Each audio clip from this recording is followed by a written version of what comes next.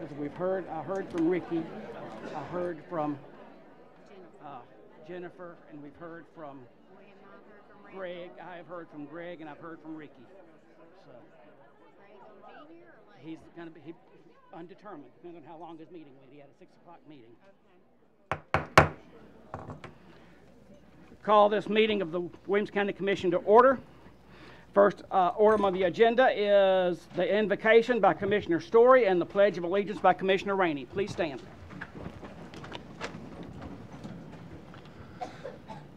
Let us pray. Lord God, thank you for this day that you've made. We thank you for the gifts and ask for your mercy when we fall short of your word. Lord God, please guide our path and help us understand your will, and that we may be a light in this world to glorify you in all we do. Tonight, as we gather and work on the business of Williamson County, please help us find the understanding and base our decisions on truth so we may serve this community with honor, and for the people in this county who have entrusted us to represent them to the best of our ability. As we draw closer to the Easter season, let us be reminded that you sent your only Son who endured the cross for our sins.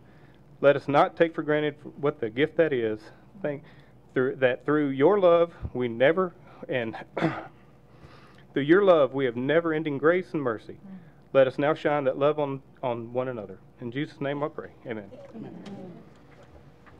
I pledge allegiance to the flag of the United States of America and to the republic for which it stands, one nation under God, indivisible, with liberty and justice for all.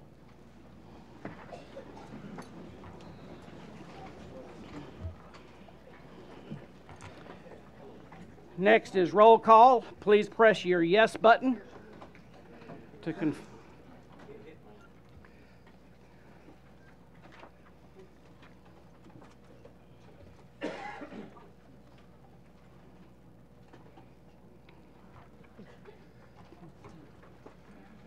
Commissioner Herbert, you here?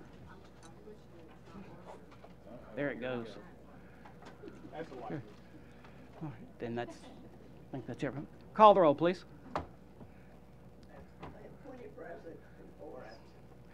Yes.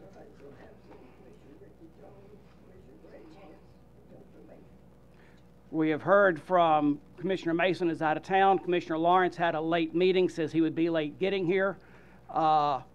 Commissioner Jones said he would be late getting here, and Commissioner Hudson I haven't heard from. So next we have approval of the minutes. These were emailed to you. We'll entertain a motion to approve. Smith the motion and Commissioner Osbrooks the second. Are there any additions or corrections? All in favor say aye. Aye. Opposed? Motion carries. Next we have citizens communications. What have we got? Okay. Okay. While she's counting, I'm going to read the guidelines for our citizens communications. These are the rules of the commission. A 30-minute time period has been set aside for citizens' comments at each regularly scheduled meeting. Interested, sign up. When you step up, please give your name and your address. We will divide the number 30 minutes by the number of speakers to decide how much time each one has. We have a total of 13 speakers. Divided by 30 minutes is how long do they get? That's doing math. So it's probably about 2:45. That's not right. That's not right. That's not going to work either. 2 minutes and 45 seconds. Do it. 2:40. Approximately 2 minutes and 45 seconds a person. No personal attacks, and the chairperson has the right to rule any person out of order, but I don't think we'll have a problem with that. So, anyway, again, when you call your name, if you would please step up and state your name or your address, your name and your address for the record, and I'll apologize in advance if I pronounce anyone's name wrong. So, first up is Tim Stillings.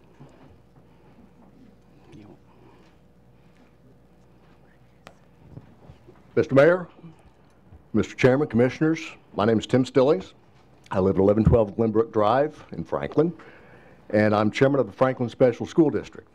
Under agenda tonight is proposed resolution 319-2, a way to amicably resolve, as all responsible elected bodies should, a miscommunication and a misunderstanding between those bodies. To preface my comments this evening, I want to express my appreciation to the individuals, business and civic leaders, and elected officials across the county who have called, written letters, and emailed commissioners in support of Resolution 319. Commissioners, I appreciate your individual and your collective commitment to the educational system in Williamson County.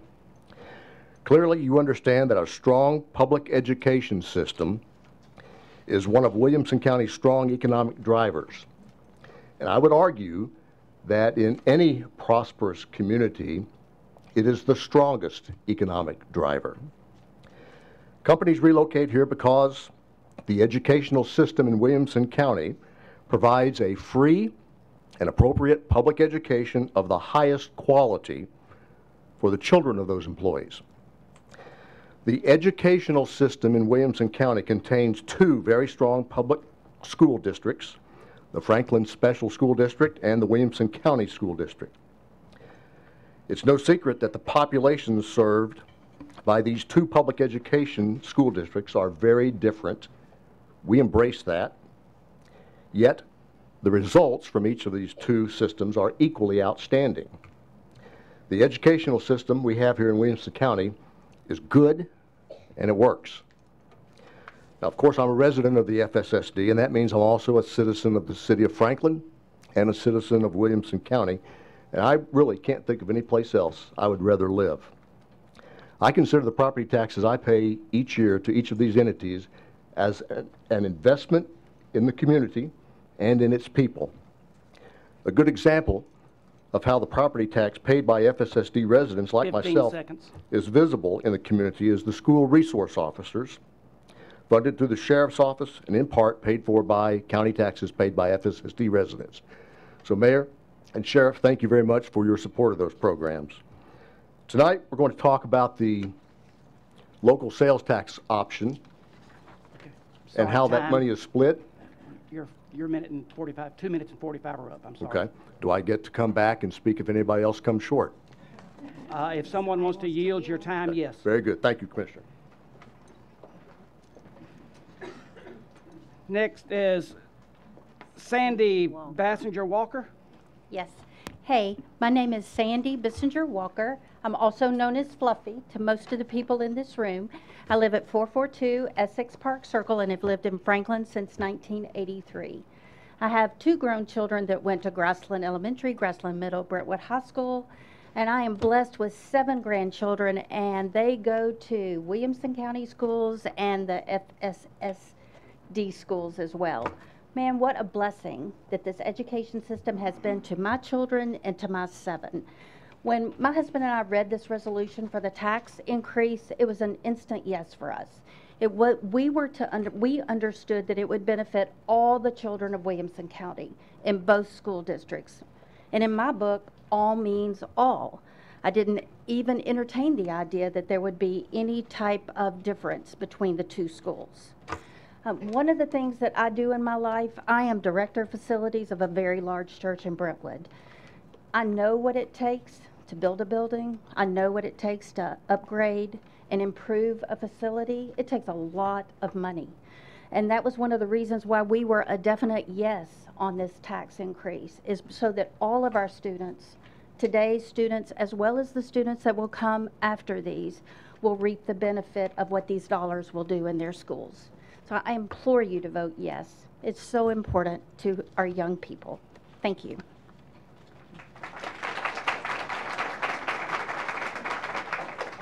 Next we have Alicia Barker. Good evening. I'm Alicia Barker, 932 Lewisburg Pike, Franklin. I'm a resident of Williamson County and of the city of Franklin. I'm a parent with students in FSSD and a child in Williamson County schools. I'm a member of the FSSD school board. The first time I really heard about the local option sales tax was December 11th, 2017, when Williamson County Budget Director Nina Graham presented the referendum at our school board meeting. It was definitely a clever way of funding capital projects for education. However, during this presentation, there was never a distinction between the division of redistributed funds from the City of Franklin. In fact, the referendum used the wording Williamson County Schools with a lowercase s. That, along with mailers sent to residents that said Williamson County Schools and Franklin Special School District, led many to believe the division of funds would be based on student enrollment.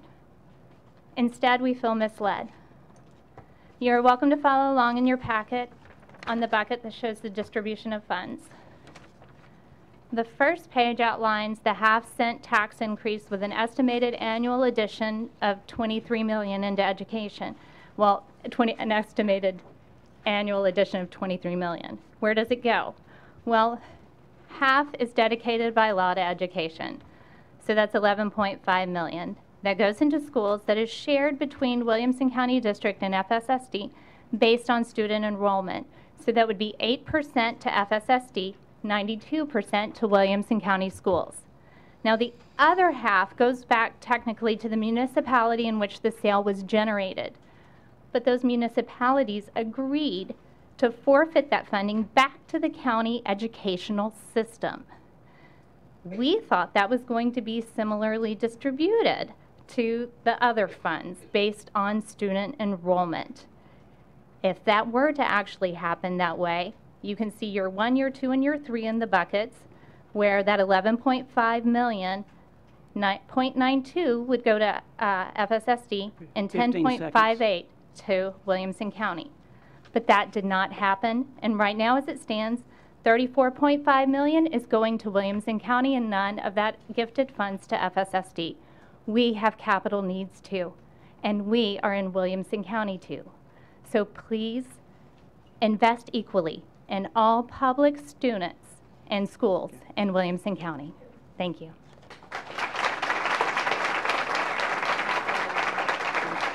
Bethany Dixon.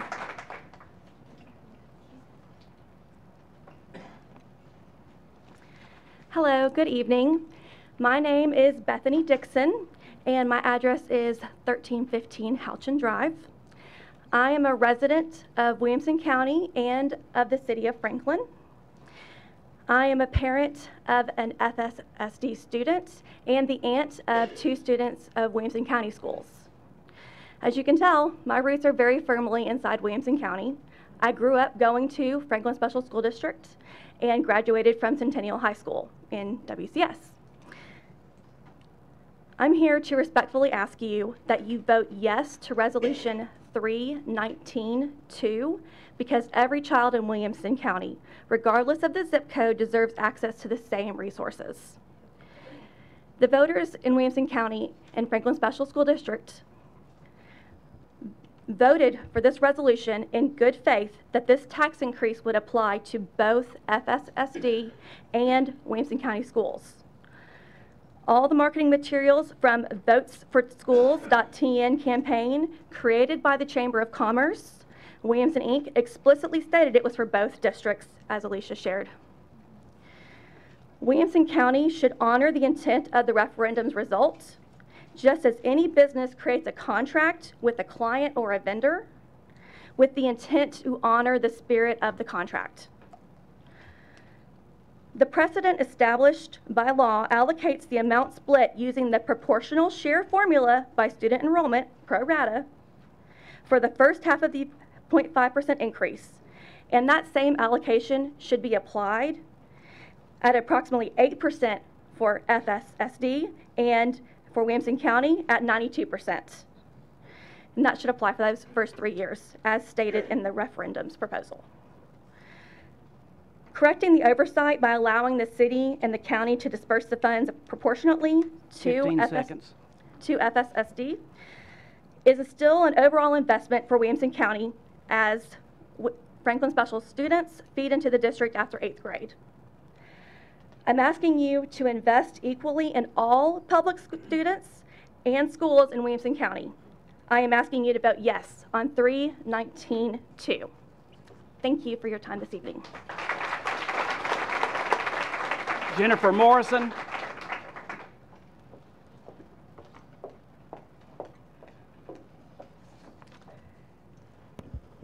Good evening. My name is Jen Morrison. I live at 411 Luna Court. I'm a resident in Williamson County in the city of Franklin. I have children that have attended both sets of schools. I'm very thankful for Mayor Anderson and all of your work developing and skillfully leading this strategy to increase the sales tax and create these funds that we're discussing. We're all very appreciative of that. I would respectfully ask the commissioners rectify the oversight that will result in the diversion of approximately $1.8 million of the gifted portion of sales tax money away from the FSSD. My understanding, as well as many others, was that the money from the sales tax would be shared proportionally based on the ADA of the students attending each district. That was how it was presented to us, as others have illustrated. It was also not questioned because it was logical, and it seemed like a fair approach. I do think it's irresponsible of us not to consider the greater proportion of children that live in poverty in the FSSD district. It wouldn't be a stretch to argue that any distribution solely based on headcount is not actually fair at all. When you consider the larger proportion of students living in the FSSD and attending those schools that live in poverty. If we believe all children should be afforded the same opportunities, regardless of zip code, then I think we might be here advocating this evening that a greater proportion of funds ought to go to the population that's already significantly at a disadvantage with regard to education from the first day they enter school. The percentage of children that are on free and reduced lunch in Williamson County is around 11%. In the FSSD, it's around closer to 40%, so 3 to 4 out of every 10 children. The FSSD is charged with educating a much greater proportion of the economically disadvantaged. And while no one's advocating this evening that funding should be allocated in greater proportion to the FSSD, where the need and the economic disadvantage are indisputably the highest, we should all be very concerned that the result tonight could be the opposite. I would ask the commissioners to please consider the economic population the FSSD serves and the message the oversight will send, not just to those that live in our city, but especially those that live outside our community, what it will say about what we value and what parts of town deserve funding for education. I'm asking that we invest equally in all public students and schools in Williamson County. Please vote yes on 319-2. Thank you. Kathy Caudell. What called? Kathy Caudell. Hi, my name is Kathy Caudell, and I live at 208 School Path Lane. I'm a resident and a voter in Williamson County and the city of Franklin. I have kids that attend both schools in Franklin Special School District and in Williamson County School District. And I'm here tonight to express my support for the proposed interlocal agreement between Williamson County and the city of Franklin. The schools in Williamson County is the reason why we moved here 12 years ago, and it's the reason why we decided to stay within FSSD zone when we moved again 4 years ago. So when the initial sales tax referendum was presented to the voters, it seemed like a win-win for both districts, that both districts would be benefiting. So when I voted, it was with the understanding that the FSSD would receive their proportional share of the increase. It was presented to the school board this way, and it was presented to the voters in print material this way. It's what the city of Franklin understood and intended. There was no asterisk next to anything that was printed with FSSD. So there was never any distinction made that said the FSSD would only receive their share of the state mandated portion, but not the city's forfeited portion. If the county's original intent was to exclude FSSD from any part of it, I, as a voter, would have liked to have had that fact been made crystal clear to me before I voted for it. So please understand that this is not a matter of FSSD or the parents coming to the county with our hands out unwarranted. We simply want what we voted for, what we understood we were voting for. We voted to fund public education in Williamson County, and FSSD is Williamson County. I very much appreciate the city and the county trying to come up with an agreeable solution to fix the situation and make it right. I'm thankful for Commissioner Beathard's advocacy and education on the matter, and I'm hoping that you will choose to vote tonight to make it right.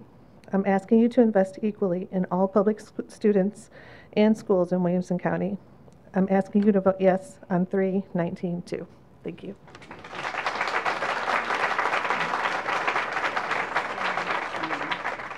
Kristen Letsinger. Hi, I'm Kristen Letsinger. I live at 1033 Moona Court. I am a 4th grade teacher at Poplar Grove Elementary School, secretary of the Franklin Special School District Education Association, and a very proud product of the Franklin Special School District. You've heard many reasons why you should say yes to 319-2 tonight. You've heard many, many numbers about this and probably looked at them as you've been studying this issue tonight. And as a math teacher, I could stand up here and tell you some more numbers. I could tell you that 50% of my kids come from Spanish-speaking households, and about 1/3 are English language learners. I could reiterate the $1.8 million that's at stake tonight. And then my kids and my former parents and my former students would remind me that 1.8 is not actually the mathematically correct way to read that number. But instead, I would like to share with you just a few of the stories that are behind those numbers tonight. I would like to tell you about the frustration I see on my 4th graders' faces when they realize that once again, we can't go to the big gym for PE because the middle schoolers are using it. I would like to tell you about the diligence and determination of one of my sweet 4th graders who struggles so hard in math, but shows up at 7 a.m. every morning, 30 minutes before school, to simply get the extra help he feels he needs. Or one of my sweet former students who 3 years after I served her still wants to come back to my room day after day to tell me about her life. Or I could tell you about my friend from 4 years ago who probably will be the next George Clooney or Brad Pitt because he's been cast in every school play, if only he had the proper facilities to help his talent grow. Tonight is not about the numbers. Tonight is not about the facts. Tonight is about the 3,800 stories that those numbers represent. So tonight, I respectfully ask for you to consider that those 3,800 stories deserve equal access to the funds we're talking about tonight. I ask you to please vote yes on 319-2. Thank you. Mindy Tate. Be careful, there's water on the floor there. Someone's going to fall. Hi, I'm Mindy Tate. I live at 1115 Carton Lane, and thank you for letting me take this time. I'm speaking tonight as a more than 30-year resident and taxpayer in both Williamson County and Franklin Special School District who has never had a child educated by either system but understands and appreciates the value of both, and am happy to pay my property tax and contribute generously to the sales tax revenue of this county. The Franklin Special School District was founded in 1906, and then 80 years later, the Tennessee legislature, which created the district, limited the boundaries to allow for orderly growth of both districts in the face of funding formulas built on average daily attendance. Until that time, as the city of Franklin grew, so did the Franklin Special School District, and you couldn't plan ahead to how you would have money. So Franklin Special is a pre-K through 8 system with approximately 3,800 students enrolled. Without the FSSD, Williamson County Schools would have to educate these children. And how many more schools would we have to build to meet that need, and at what cost? Certainly more than the dollars we're talking about tonight. Sales tax revenue in this county has been split based on the state-mandated formula for so many years, with the first half going to education and being distributed based on the average daily attendance ratios represented by each district. The other half has gone to the entity which collected it. When the city of Franklin agreed to waive its right to its share for 3 years to offset school debt, there was little reason to think the distribution wouldn't follow the same pro rata formula between Williamson County Schools and Franklin Special School District, which had been used all this time. While we now know the city of Franklin's agreement with the county didn't specifically outline how and which money would go to the FSSD, the bedrock of the relationship between Williamson County Schools and Franklin Special Schools is built on the understanding and a public trust that sales tax revenue is distributed using this formula. This is how it's been done, and this is what the belief was. It was represented to officials and voters, including myself, that the full share of the half-cent tax increase overwhelmingly approved by voters in 2018 would follow this formula. I would ask you to vote in favor of supporting the historic partnership in educating all of Williamson County's children and give Franklin Special School District its rightful share. It is fair and equitable and the right example to set for today and future generations, and represents the integrity with which this body has operated for hundreds of years. Please vote yes on 319-2. Lisa York.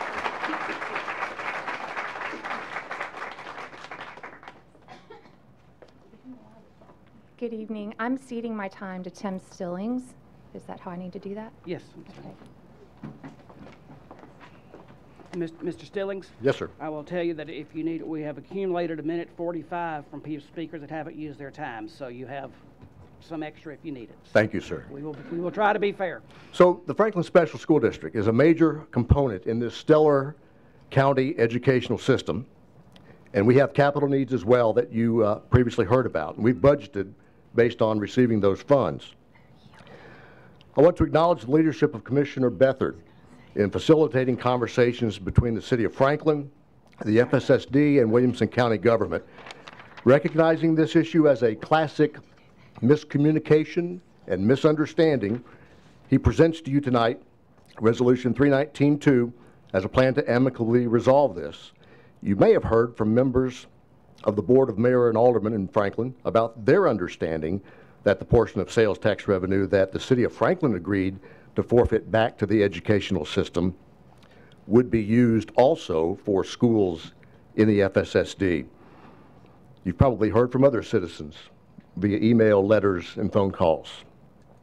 So, Commissioner Beathard, I don't want to steal your thunder, but I do want to commend you for the excellent explanation that you posted on the Commissioners Forum.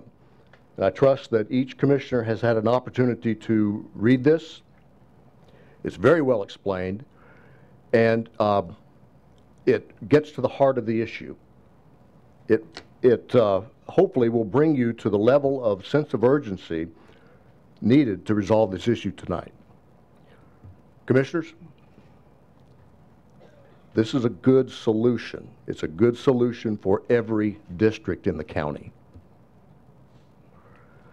This resolution relies on the principles of trust, cooperation, fairness, and complete transparency. And I'm thankful that you, individually, and you as a commission, are full partners in keeping the educational system of Williamson County strong. And I respectfully ask for your vote, yes, on Resolution 319-2. Thank you.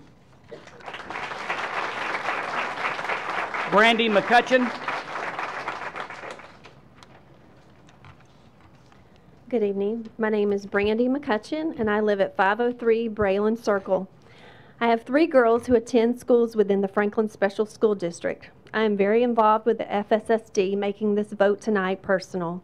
Along with being a parent, I also chair the Parent Leadership Council for the district, volunteer in both my daughter's schools, and substitute teach in all 8 schools. I support Resolution 319-2 because when agreeing to the interlocal agreement, the City of Franklin's BOMA, along with FSSD's board, were under the impression that all funds raised would be shared with the FSSD. Resolution 2018-97, included in your packet, the very last page, states that it was and is the City of Franklin's intent to include the FSSD in the redistribution of the 0.5% sales tax increase, including the City of Franklin's portion of the local sales tax, using the ADA to determine the amount due to the FSSD and the Williamson County School District. It is my opinion that the City of Franklin would have never approved the interlocal agreement with all Williamson County municipalities had they known that the Franklin Special School District, the heart of Franklin, an entire school district that lies within its borders, would not be receiving a single cent of the money that the City of Franklin was giving up to go towards education. It is time to do the right thing tonight. Take advantage of this resolution presented before you, a 50% off sale, if you would say. Do it for the students of the FSSD. Do it for the future students of Williamson County School District. Do it for the voters who feel misled. Do it for goodwill between everyone involved. It seems like a very small price to pay to make sure all public schools in Williamson County benefit equally from this sales tax increase. I am asking you to invest equally in all public students and schools in Williamson County. I am asking you to vote yes on 319-2. Thank you. Avery Bell.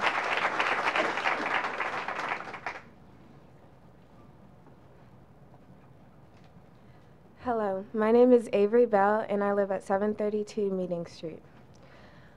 I am an 8th grader at Freedom Middle School and I will be attending a Williamson County High School next year. I'm asking for your support in 319-2 by sharing a relevant event that has happened to me in the past year. I've been a part of the school band for the past 4 years as a clarinetist, but this year my school band teachers, who I've been teaching together for the past 35 years, have asked me to switch to the bassoon. Now, the bassoon is a complex double reed instrument that is very challenging to play, and I was nervous to start it. But I did it anyway, knowing it would not only benefit myself, but it would benefit the band as a whole. Now I'm asking you to vote yes for 319-2 in order to benefit the entire Williamson County, which includes Franklin Special School District. Now I know it's a complex process, but you should still try to rise to the occasion just as I have. My parents and teachers are always trying to tell me to make sure I keep my promises, and now it's your turn. Thank you for listening.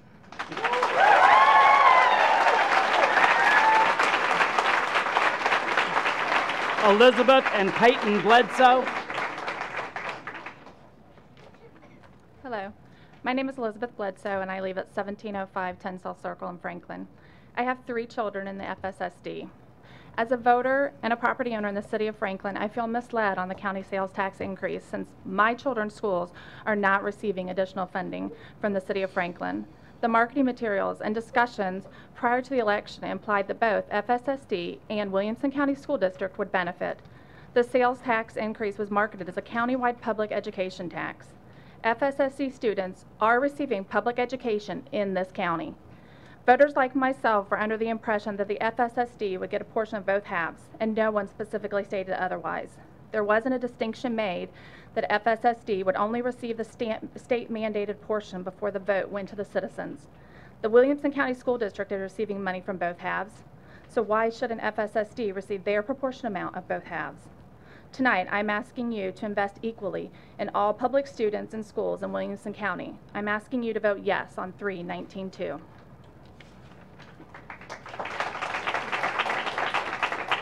Hello, my name is Payton Bledsoe, and I live at 1705 Tensell Circle. I'm a 7th grade student at Freedom Middle School. Even though I don't currently attend Williamson County schools, I will be there in less than 2 years. My parents are taxpayers in Williamson County and the city of Franklin. When my parents voted yes to raise their taxes, they assumed my school district would be receiving an equal amount of the increase. My district should benefit from the city of Franklin's additional funds because Franklin special students are also Williamson County students. Our buildings are older and need improvements. I'm asking you to invest equally in all public students and schools in Williamson County. I'm asking you to vote yes on 319-2.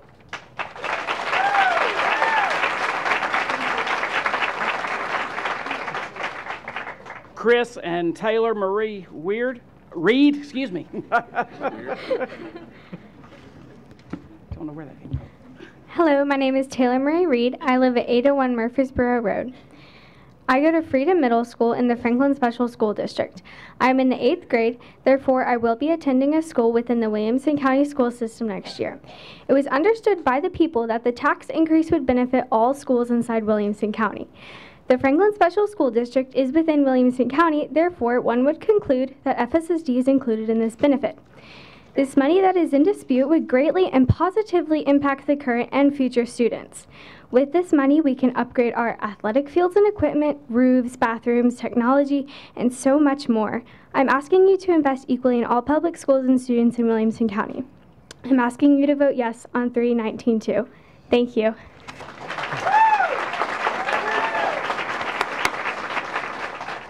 My name is Chris Reid. I live at 801 Murfreesboro Road.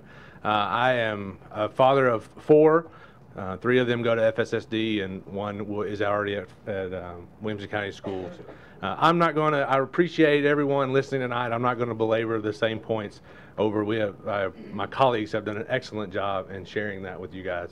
I think one of the perspectives I would like to share is that Franklin Special School District, the city of Franklin was approached and asked to help promote, to be behind this, to support this sales tax, to really go out and engage the voters and urge them to invest into this in a way that they believed would be an equal partnership and an equal distribution of these funds. And it's disheartening to hear that we're at this point where they did that, people stepped up and did what they were asked to do for the investment of these schools, and now we're at a place where it doesn't feel like it's being honored, and the help that was needed and the emphasis on what was taking place is not as important now that simply stated that we've gotten what we needed and we're going to kind of move on. So that is one of the disheartening pieces of the puzzle as a citizen, as a father with kids in both schools, and looking at it from a perspective, we respectfully ask that you guys vote for this 319-2, just really for the good of the school system, good of the county. Been here in this county a long time, so we appreciate you guys. Thank you. Thank you.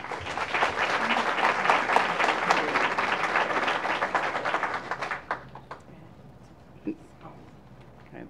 That concludes the public comment session. Next, we have communications and messages. We have 2 late filed resolutions.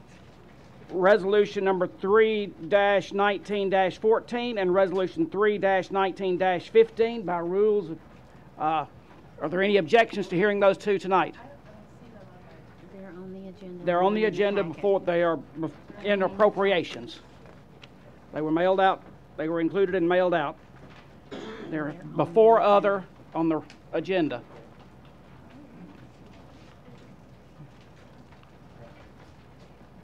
Are there any objections to hearing those 2 resolutions? Hearing none, they'll be added to the agenda.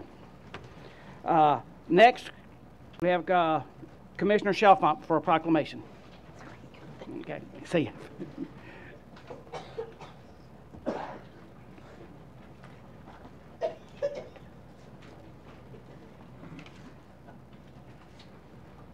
Mr. Chairman, members of the Commission, it's a great pleasure that I have to give you this proclamation. Whereas the National High School Cheerleading Championship, NHSCC, held at Walt Disney World Resort in Orlando, Florida, and nationally televised on ESPN2 and ESPNU, is the most prestigious cheerleading championship in the country. Whereas Premier Athletics, whose competitive cheer teams are highly regarded in their respective categories and whose athletes have gone on to compete in collegiate level in their respective sports, coaches and sponsors teams at the high schools and middle school level from Williamson County. Whereas Brentwood Middle School, Grassland Middle School, Mill Creek Middle School, Page Middle School, Poplar Grove Middle School, and Spring Station Middle School, and Woodland Middle School all qualified to compete in various classifications in the middle school competition cheer division. And whereas among these middle schools, Woodland Middle School and Poplar Grove Middle School finished in the top 5 nationally in their respective divisions. And whereas Brentwood Middle School, Brentwood High School, varsity and junior varsity, Franklin High School, maroon and white team, Ravenwood High School, varsity and junior varsity, and Summit High School all qualified to compete in various classifications in the high school competition cheer division. And Franklin High School Maroon Centennial Varsity, I guess this would be high school, Franklin High School Varsity.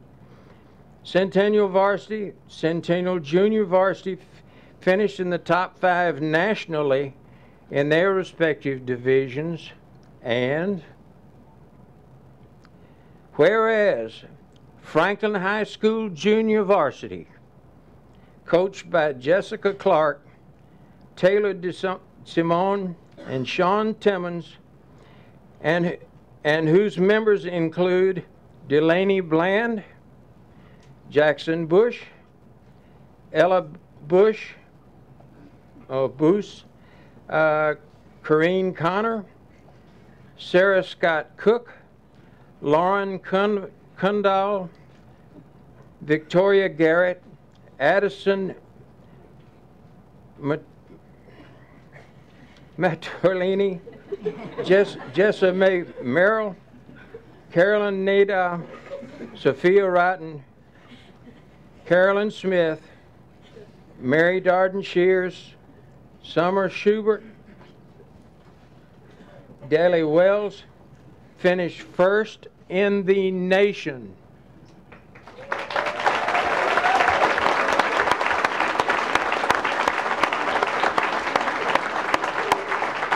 And was awarded a national championship in the small junior varsity division.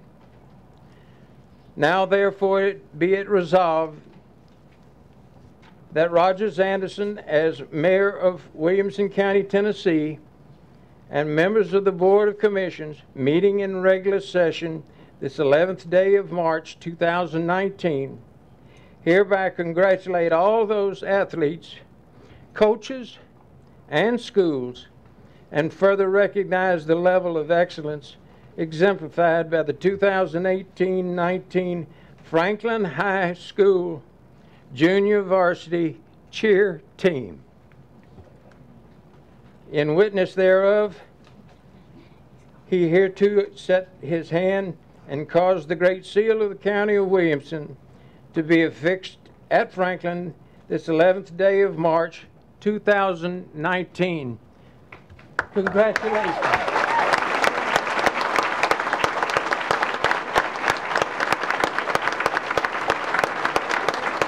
Will someone bring the trophy? Will someone get the trophy?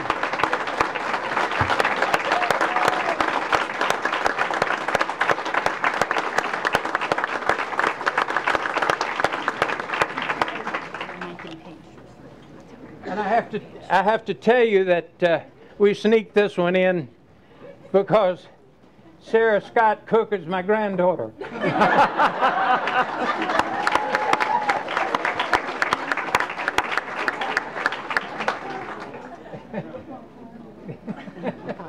Congratulations. I know it's wonderful. You pronounce that name right, I guess. Yeah. Yep.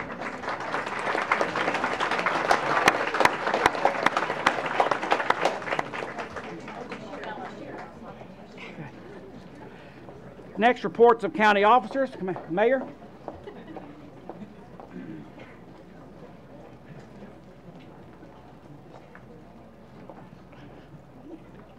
You can, yes, you can. Thank you, Mr. Chairman. I'll ask Nina to come up and give us a snapshot of the county, the financial picture, and then I'll come back up after that. Nina?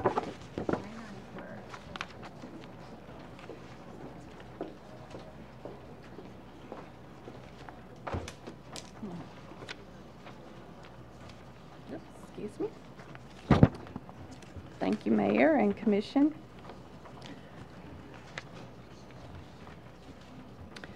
Tonight in your packets, we have our monthly reports.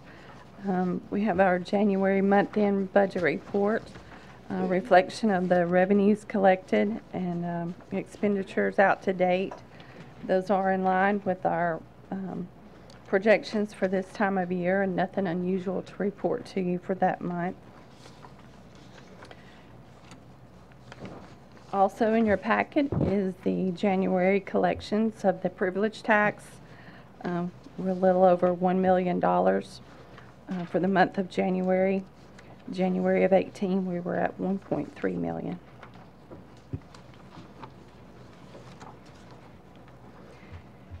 You also have your education impact fee report. Collections to date are 29.4 million.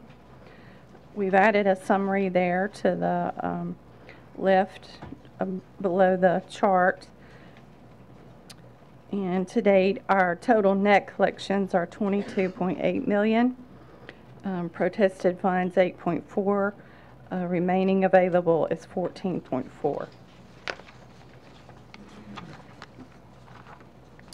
Also this evening, you have your January report for the Marriott Conference Center. For the month of January, we did have a profit of $16,722.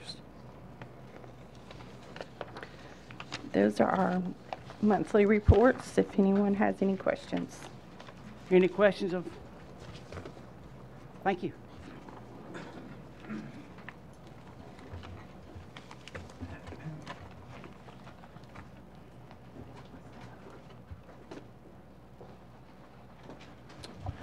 Mr. Chairman, I've got two items I'll bring to your attention. One, in the event that you all want to see a graft of the local option sales tax. Nina's prepared to lay that out for you tonight to address some of those questions you'll have in the resolution that's been mentioned. The other thing that I want to bring to the attention, Joe Horn put together for me the building residential building permits for the county. I will make this available to you, but I needed to get it to you tonight because as we're in the budget processes. So what I asked Joe to do is what he normally does, is give us the total of the building permits for the 2018 year, only residential permits. And so it is applicable to both Dr. David Snowden and Dr. Mike Looney, that they know these numbers too. So for the fiscal year of 2017, we had 2,479 building permits in the total Williamson County. I'm going to round off. 5.5% of that was in Brentwood, 3% was in Fairview. Franklin had 39.6% of the building permits. Nolensville had 13.5%. Spring Hill, only the Williamson County side, had 15.1%. Thompson Station had 7.4%. And all the other unincorporated of the county had 15.8%. And so why do I bring that up? So that as we travel down the road for the last 8 years since 2010, in 2010 we were coming off about a 1 year window from a recession. Some people say it was 8, some was 9, but it actually showed up in our building permits in 2010, and in that 1 year we had 876 total building permits for the entire county, cities and counties. Fast forward to the numbers that I just gave you, we had 2,479. So we are growing at we continue to grow at a very phenomenal rate over the last 8 years of this decade. 19 is showing very similar numbers to 2018, and the highest number that we've had in the last several years has been in 2016. So if you took the 21,033 building permits that are here now, not necessarily people living, these are permits, but they'll be here. So if you take those and divide them or multiply them out by 1.25, that's a conservative number. Some in the cities would multiply it at a little higher number. Some in the counties would multiply it a little lower number. 1.25 would represent what we feel is one adult and one child.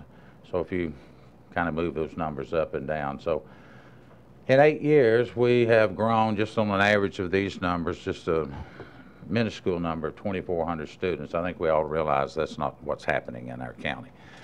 We are continuing to grow both in the county side of the growth because we're trying to build school buildings as fast as we can.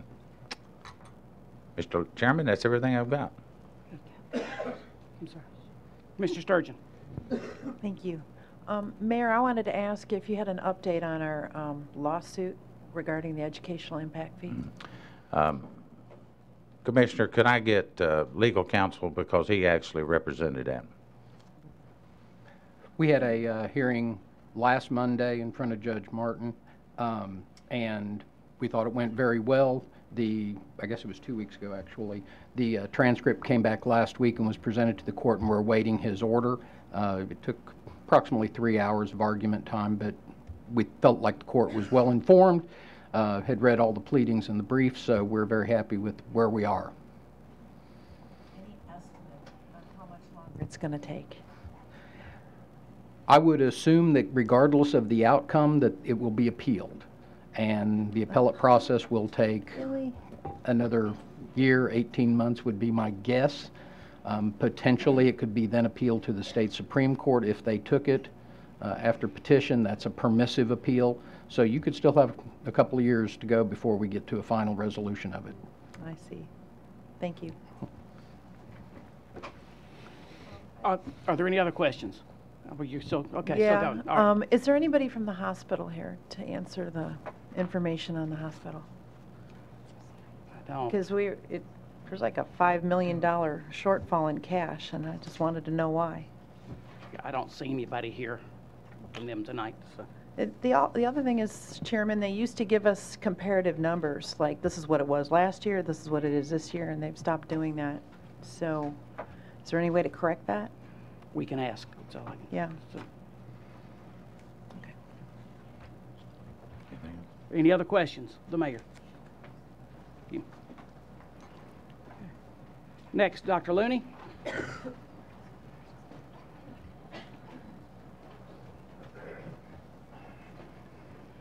Good evening, Commissioners. It's good to see you tonight.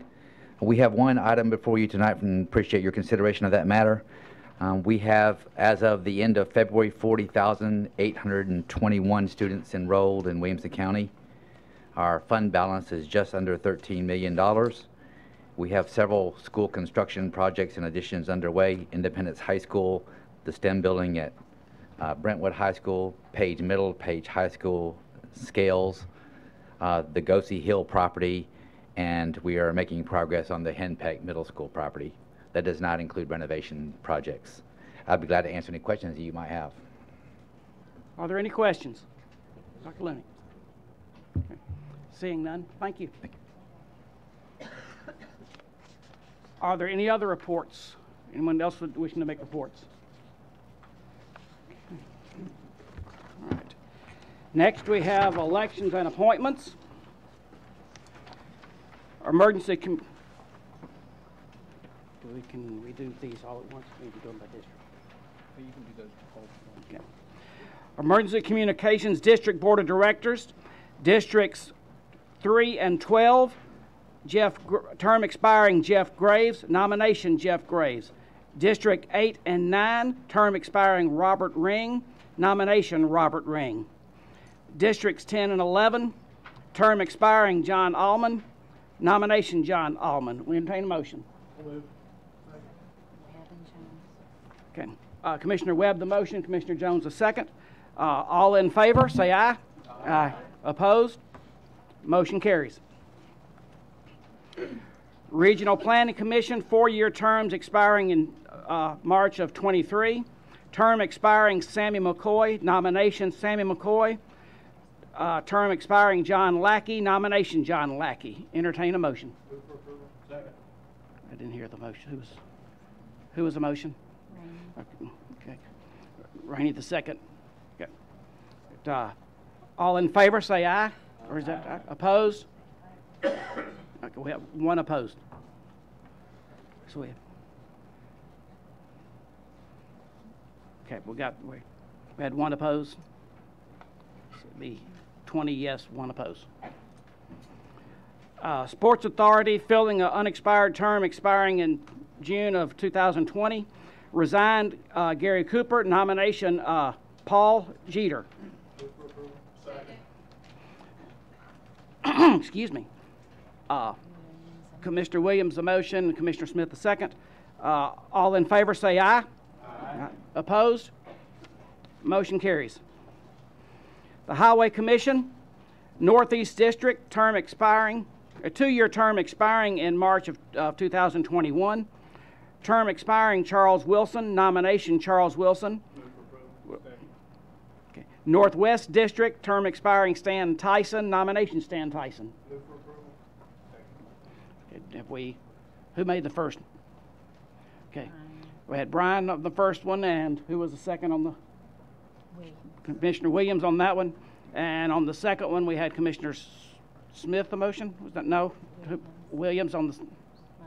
And Commissioner Story on the second. Get these straight. Okay. All in favor say aye. Aye. Opposed? Motion carries. Zoning Appeals Board, 5-year term expiring in March of 2024. Term expiring Sue Workman. Nomination Sue Workman. Commissioner Osbrook, and I'm sorry, and Lothers the second. All in favor say aye. Aye. Opposed? Motion carries.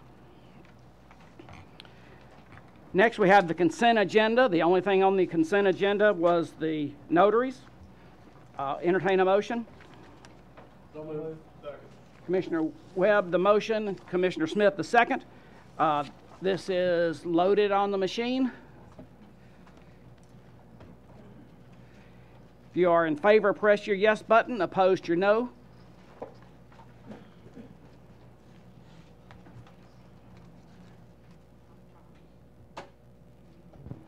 Anyone wishing to change your vote, do so at this time. Record the vote, please. Yes. Resolution passes, or the consent agenda passes.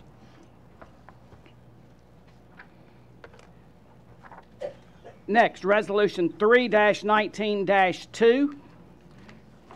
No, where's one go? Where did one go? It's stuck to the consent agenda. Excuse me. Resolution 3-19-1. Resolution amending the 2018-2019 general purpose school budget, $223,280 for 2 additional early childhood education classrooms from existing funds. Commissioner Beal? I move for approval. Second. Commissioner Osbrook's the second. School board was 12-4, 0 against. Education committee? 5-4, 0 against. And budget committee? 5 yes, 0 no. Explanation, please. The explanation is that due to the increase of children needing these services, the early childhood education services from ages 3 to 5, they're asking for 2 additional classrooms. The funds are coming from existing funds. No additional funds are necessary on this. Are there any questions? Seeing none, I assume you're ready to vote. If you're in favor, press your yes button. Opposed, your no button.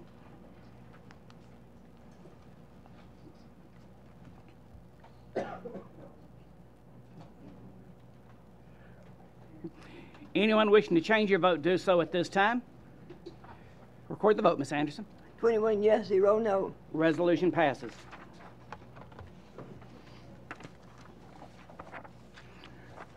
Resolution 3-19-2. Resolution authorizing the Williamson County Mayor to enter into an interlocal agreement with the City of Franklin and the Franklin Special School District to distribute a portion of the half of the 0.5% sales and use tax increase that is not otherwise allocated for schools based on the student average daily attendance calculations, and appropriating and amending the 2018-19 county general operations budget by $400,000, revenues to come from unappropriated county general funds. Commissioner Beathard? Move for approval. Is there a second? Second. Commissioner Landrum the second. Tax Study Committee? Education Committee? 5-4, 0 against. Budget Committee?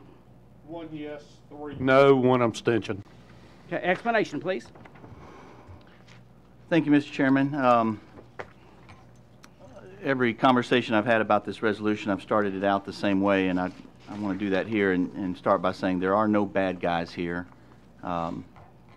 This resolution seeks to remedy what in a lot of individuals' minds is a misalignment of assumptions. And I happen to think both assumptions are correct. If you're on the county side and you realize you don't have purview over Franklin Special School Districts, you created this referendum, you worked hard on this referendum, it's easy to see how your assumption would be that this was for Williamson County schools and that a silver lining was that FSSD was going to get some portion of the money via the state mandate. Of course, the state mandate is there with the referendum. The state mandate is there without the referendum. And the second thing I want to say and be absolutely clear on is no one is disputing that FSSD isn't getting that money. They were before the referendum, they are now, and they will continue to get the state mandate portion. That state mandated portion, which is half of the increase, is divided, as you know, between Williamson County schools and FSSD schools. The question is, when we told the citizens that the other half was also going to go to schools for 3 years, did those individuals think those coins from that bag were going to be poured into the coins from this bag, and as such, the same calculations would be used and the money would be distributed in the same manner based on ADA and the state mandate? I think both assumptions on both sides have a lot of merit and a lot of validity. This is one of those unique problems where both sides are right. And I've asked every person I've talked to, when I was in front of the Franklin BOMA and in front of the Education Committee here and the Tax Committee, is I don't think we should be judged by the anomaly, the hiccup. I do believe it's fair to judge us on how we handle the hiccup. And I want to be absolutely clear that we're in this place because a lot of people worked really hard doing a lot of good things over and beyond what is asked of them. The whole idea of this referendum was very unique. We ask our elected officials to think outside of the box. Mayor Roger Sanderson did that indeed when he came up with the idea of this referendum. He then took the leadership role of convincing all the municipalities within the county to agree and somehow pulled off that miracle. He then became educator and went around the community educating the citizens on what this would mean to Williamson County and our schools. Somewhere in there it got lost in translation of what was to happen with the gifted amount. This resolution only talks about the gifted amount. And it essentially is asking you guys to determine whether or not, if FSSD is K through 8, and this body does have a long tradition of supporting public education that goes back 3 or 4 decades. We do that because we realize that it not only helps the children, it helps our home values, it helps our ability to track business. Those businesses, they look at graduation rates, they look at how many scholarships we get, they look at SAT scores. If your goal is to continue along that path, then these children will be those seniors, and voting yes on this referendum, or this resolution, is lockstep with those goals. I'm going to try to, I know that there's probably a lot of people that are going to want to speak to this. I'm going to say right off the bat, you're probably going to bring up things that I'm not going to do to dispute. Again, my argument is both sides are right. So if you're going to say our attorneys have told us we don't maybe have to pay this, I concede. If you say this resolution is different than the last resolution, I've heard that argument, I don't understand it, but I'll concede it as well. If you say that this is just a Franklin thing, I'll give it to you, but again, if you read the referendum, or you read the pamphlet that came out by the Williamson Chamber, or if, like most people, you heard this through word of mouth, and you were told that if you vote on this and it passes, not only is the money that already goes to schools going to continue to go to Williamson County and FSSD, but this other pot of money over here that normally goes to cities, we're going to also dump it in and give it to schools. I think it's unreasonable to imagine most people would think that that pot of money would be put in a separate category, a category that has never existed, one in which it's only going to go to Williamson County schools. I know a lot of folks here are going to say, well, my assumption is my assumption, and this is a Williamson County matter.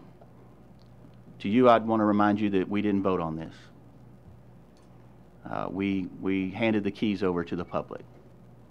There are those who would argue that the assumption of the public should always be in the forefront of our minds. I would argue in the case of a referendum, it should be the only thing that matters. The individuals that are here today want the roughly 8% that would have come from the gifted portion had it been set up that way in the beginning. This referendum, or resolution, does so in the most fair way that I can imagine. The first resolution failed, where the city was going to take that burden, the city of Franklin. This is Plan B, and unfortunately there is no Plan C.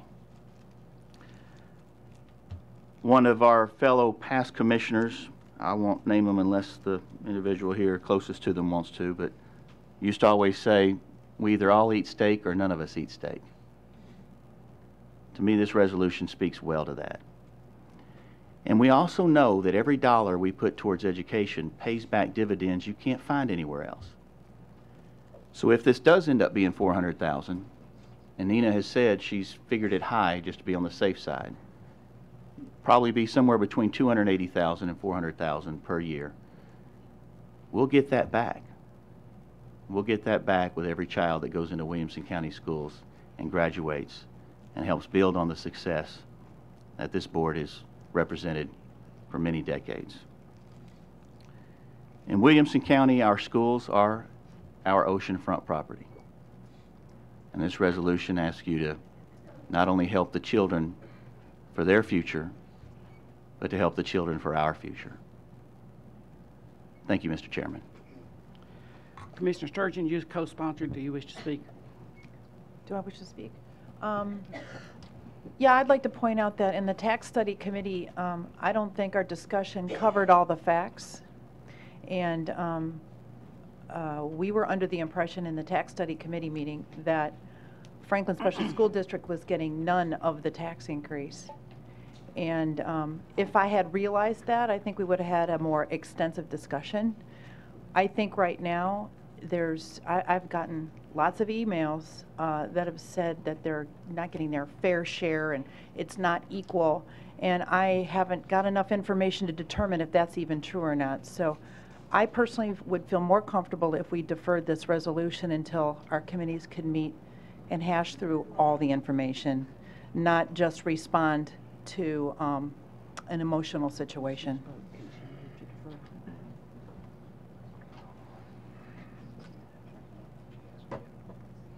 Okay. Are you trying to move to defer? Yeah, I'll make a motion to defer, if anybody will second that. All right. Do we have discussion on the motion to defer? Okay. Yes, Mr. Chairman. All right, we need. As a co-sponsor, does Brian want to go back to him? All right, yes, Brian. As co-sponsor, we'll go back to you on that. Yeah, on the motion to defer. Yes. Again, this is the second resolution that this body has looked at. So this body has been aware of this problem for at least 6 months. It did go through all committees, and I believe I explained it there as I did here. If there's any, and this is usually how I feel about most deferments, if there's any information that did not exist before tonight that has made itself available and would need to be studied, then I am open to the idea of deferring it. But if it's simply because some commissioners don't feel ready or don't feel like they've studied it enough, this thing's been studied quite extensively and talked about quite extensively, and I just don't see the necessity in deferring it at this time. We're going to go through the list that have signed up to speak, and it will be on the motion to defer. Commissioner Smith? Not on the motion to defer. Okay. Commissioner Herbert? Commissioner Howell? I concur with Commissioner Bethard. Commissioner Beal? I concur with Commissioner Bethard. Commissioner Story? Not on the motion to defer. Okay. Commissioner Lathers? Thank you, Mr. Chairman. On the motion to defer, I would say this. I requested that we could hold a workshop prior to the next county commission meeting. And I understand if that is not the will of this body, but I requested it of the sponsors, and I appreciate so much co-sponsor Commissioner Sturgeon recommending a deferral. Because what I've learned in Budget Committee, we had access information of Nina directly, the county mayor. We had all the department heads. We had Dr. Looney. And so we got to do kind of a little bit of a deep dive. And then from that experience, a lot of us have been doing deeper dives because we want visuals. What's most important to me is not up or down. It's understanding. It's understanding. We have wonderful people in this community that have taken time out, they've communicated articulately. They deserve the respect of complete disclosure of this very complex situation through visuals so they understand it. And then we have that same opportunity also through the committee, the committee portion of it. And then when we get back together at the next meeting, who knows what solutions we may be able to come up with. But I'm just, facts matter, numbers matter. If it was based on emotion, I would write the check for anything anybody wanted because these are wonderful people here. Our schools are wonderful. This is not a question. My mother's a teacher, my sister's a teacher. It's not about that. Let's defer so we can all do the deep dive and then all have a peace and understanding in the whole community of what happens next. That's my appeal. Thank you. I'm all about information. Thank you. Commissioner Williams, on the motion to defer, I think through the course of conversation, those facts are going to come out, and I don't think there's any information that's going to change the outcome as to whether we vote tonight or in the future. So I would vote to hold it today. Commissioner Lawrence? Yes, I'd like to speak to the motion to defer. And I'd like to concur with Commissioner Lathers. I think it puts us in an unfortunate position of looking like we're pitting one school system against another here, and that's certainly not the position we want to be in. I want to commend Dr. Snowden and all the teachers at FSSD. I think from everything I've heard from parents that have students there, they're doing a very commendable job of teaching the students there at Franklin Special. And of course, we're more familiar with Williamson County schools because we vote on their things more often. But I think all of our schools in Williamson County are excellent, and so it's not a pleasant position to be in tonight, to be up here having to vote on this. And I've talked to quite a few aldermen at the city of Franklin, and I'd like to propose something that might be a possibility. Well, this needs to be just on the motion to defer the discussion right now. Okay, it is somewhat related to that. So if there's a little known tax called the Adequate Schools Facility Tax that we generate from every home that is built in this county, every square foot, there's a tax on that. And that money goes specifically for capital funding for schools.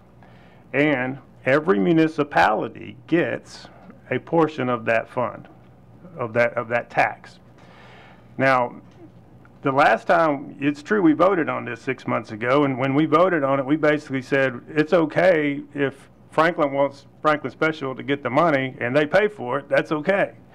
And so that went over to Franklin, and they said, no, we don't really want to pay for all of that. And so that the vote we had 6 months ago is different than the one we're voting on tonight, because this one actually has some teeth to it, and I don't think it's really a vote until there's money involved. So the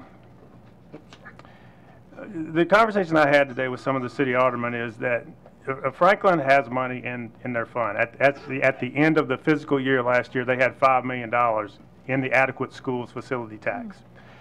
Now, that money is, again, that is specifically designated for capital funding, which is what this tax is also supposed to go towards. So, I know that tomorrow night there's a possibility that there was going to be some money that would be appropriated and voted on that would come out of that fund. And that would maybe roughly be around $300,000 or so, which is about half of what we're talking about here. Or their half of what we're talking about on our half on this side. But I think there's enough money there that if Franklin Special wanted to say we would like to get more than that they could possibly get more than that, because I think Franklin has enough to do that. So that is a possibility that I think we could have a discussion with Franklin about and possibly come to some resolution on, because there would be, if we did that, we wouldn't have to take any money out of our general fund. They wouldn't have to take any money out of any other of their funds, because that money is specifically supposed to go for capital funding and only capital funding. Point of order, I mean, are we talking about the deferral or are we talking about the resolution? I'm saying if we gave Franklin more time, there might be a possibility that they could come up with a solution instead of us voting on this tonight. So.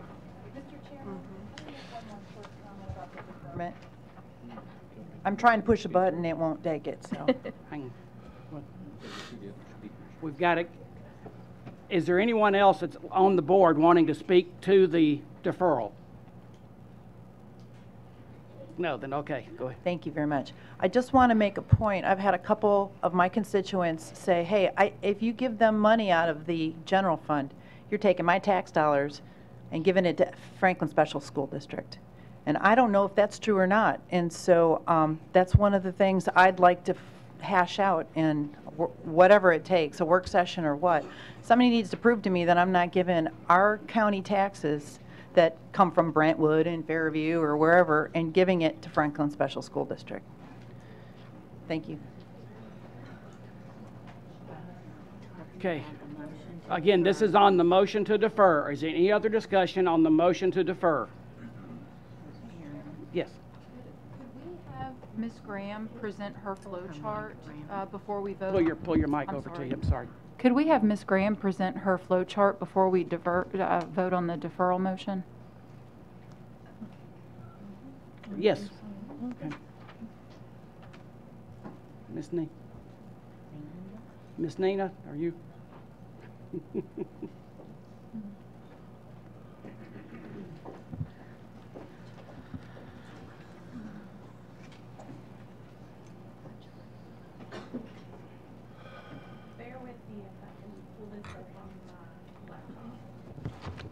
So that everyone can see. And we also have handouts. I'm sorry? If she needs some setup time, do you need 30 seconds for the setup time? Because I would like to speak to the deferral for one quick second. Go ahead while she's setting up. So in the Education Committee, I voted for it because in the Education Committee, it was explained that there was no money going to Franklin Special. That's part of the reason why I voted to go forward, because I thought it needed to go, a portion of it was going to Franklin Special. When it was explained that it wasn't, I was all for it. That has changed. So the explanation of what had happened in the Education Committee is different than what happened a week later, which is different that happened the next week.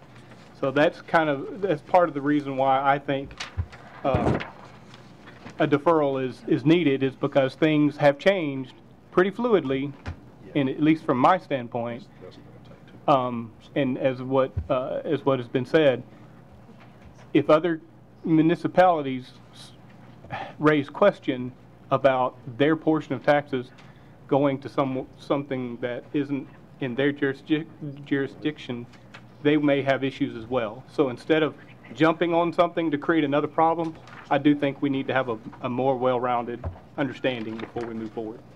Thank you. Hopefully that gave her enough time. Yes,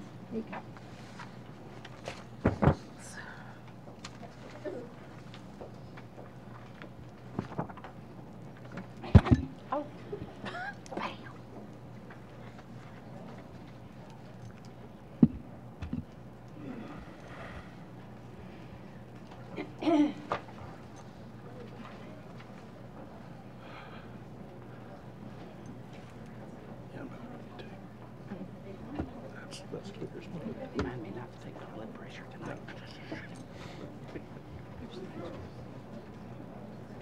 Hopefully her email won't be. There's one more under.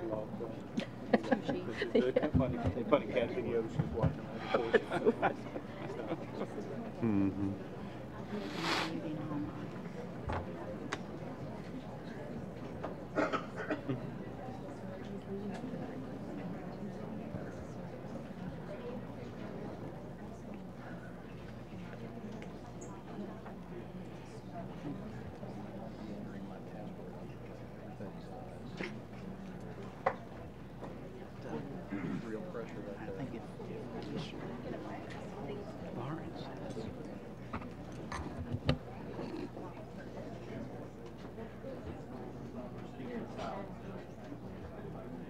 Answer some of the commissioner's questions about the deferral.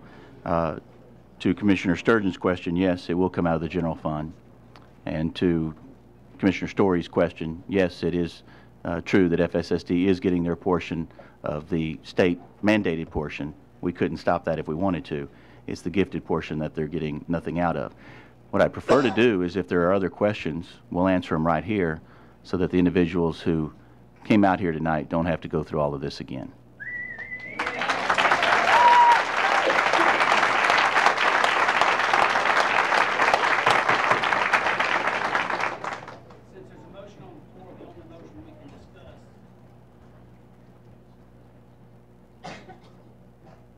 Since there's a motion on the floor, the only motion we can discuss is the motion to defer. So I would love to just fill the time with your questions, but by rule, we can't. So. Is it permissible to call the question on the motion to defer? Yes, it is. I call the question. Okay, we need staff. Can you do that? You've got to have that loaded. You have the motion to defer loaded? Yes. Okay. Well. Well, you're calling the question. Calling the question. So, all right. So that is done by a voice vote. All in favor of the call of question, say aye. Aye. Opposed? Hearing none, question has been called. We're ready to vote on the motion to defer. If you are in favor of the motion, I'll let her get loaded. I can't do it at the same time that she's It's taking over, that's what I was So I'm going to have to unplug her. We could. Okay. Now. Okay, we've got the machine. Okay. All right, so we are loaded. Are you ready for on the motion? This is the motion to defer. If you are in favor of the motion to defer, press your yes button. If you're opposed, your no button.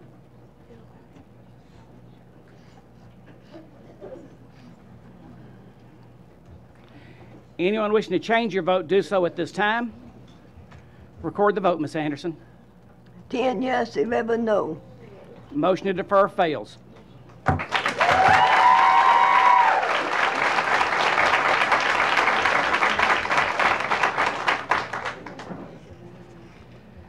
Now then, we are back to the motion. So you can use your request to speak buttons to get back to the motion. Commissioner Smith. Hang on, let me get. Yeah, Commissioner Smith. Thank you, Mr. Chairman. We're going to we will continue discussion until she can get her presentation to load, and then we will halt discussion when she gets it ready. So, Commissioner Smith. All right. I supported this in the Budget Committee and will vote for it tonight, not because I think FSSD is being excluded from anything that they should receive. They're getting their share, their state mandated share, as Brian has said, of the increased portion of the sales tax. Remember, the reason for the referendum on the sales tax, initiated by Mayor Anderson and promoted by him, was the desperate need for the county to build schools. You heard the list of projects that Dr. Looney went through when he made his presentation. That was the reason for the referendum. Commissioner Bether refers to the gifted portion, the city's portion of the sales tax. That would have normally stayed in their budget. I guess had they not made the pledge to give that to the county for our capital needs, it would have never been available. It would have gone in the city's budget. That's what FSSD is looking for. The reason I will support the resolution presented by Commissioner Beathard, though, is that I campaigned for this increase. I went to the school meetings. I went across District 12 and campaigned along with Mayor Anderson and others who felt that this was the right thing to do. And if anyone feels misled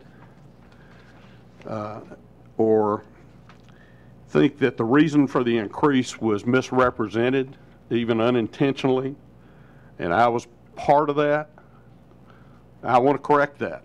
And I want our two school systems to move forward and work together like they always have. So I will support it. Commissioner Beal. The first thing I'd like to do is express my appreciation to Commissioner Beathard for having the leadership to pursue this, whether you're for or against this resolution, for one of our members to try to amicably resolve it and take the leadership to do so through a mediated agreement speaks very highly of him. If only he were as eloquent as the three middle schoolers that came and spoke during our public session. I'm sure we'd already be done with this, but having said that, I'm supporting this resolution. I'm doing so because of just the simple fact that there has been a misunderstanding, and regardless of whose fault it was, I don't think there's any blame there. There was just a general misunderstanding that Franklin Special School District was going to receive a portion of these funds, and we have to admit the very basic fact that the citizens of Franklin mobilized and supported this tax increase, and they take a large part, a large degree of the credit for the success of the tax increase, and because of that, it's just simply the right thing to do. I am under no legal compulsion. There is no, in my humble opinion, there is no legal basis for why we are required to do this.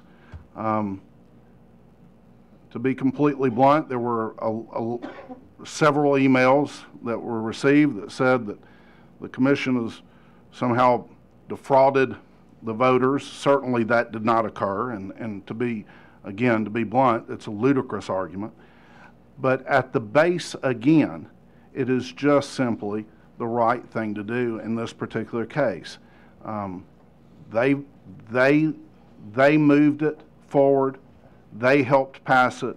They were under an assumption, and we can make it right. I'm for this resolution.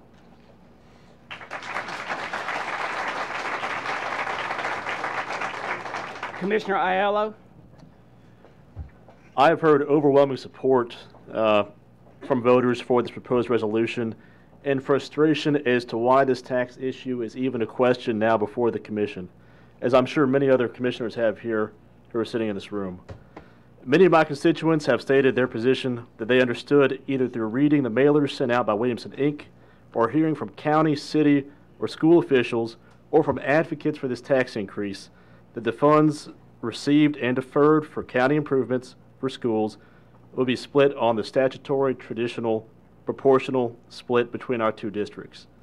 I was not yet elected on the commission when this tax was proposed, drafted, and presented to the public, so obviously I was not a party to any of those discussions.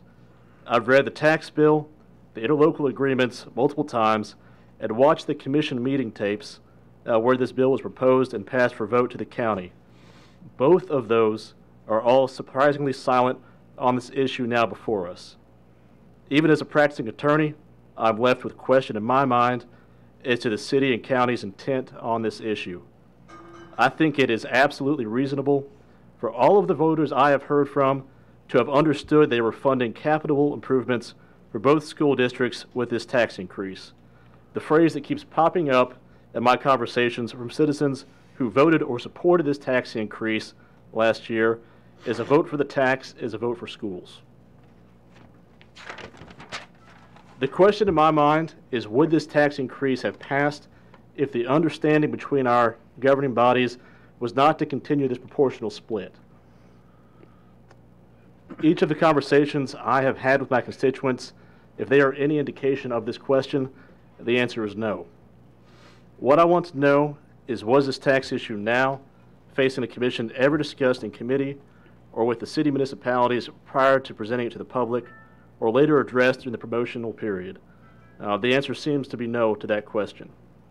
I think that it is unfortunate that we now find ourselves in this position, but the time for visuals and charts should have been part of this tax increase rollout, and clearly it was not.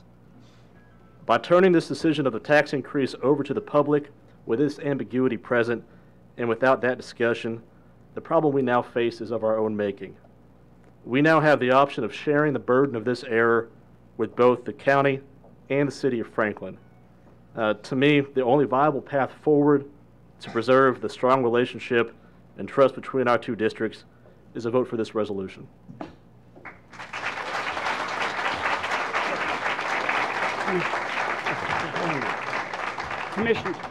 Commissioner Herbert.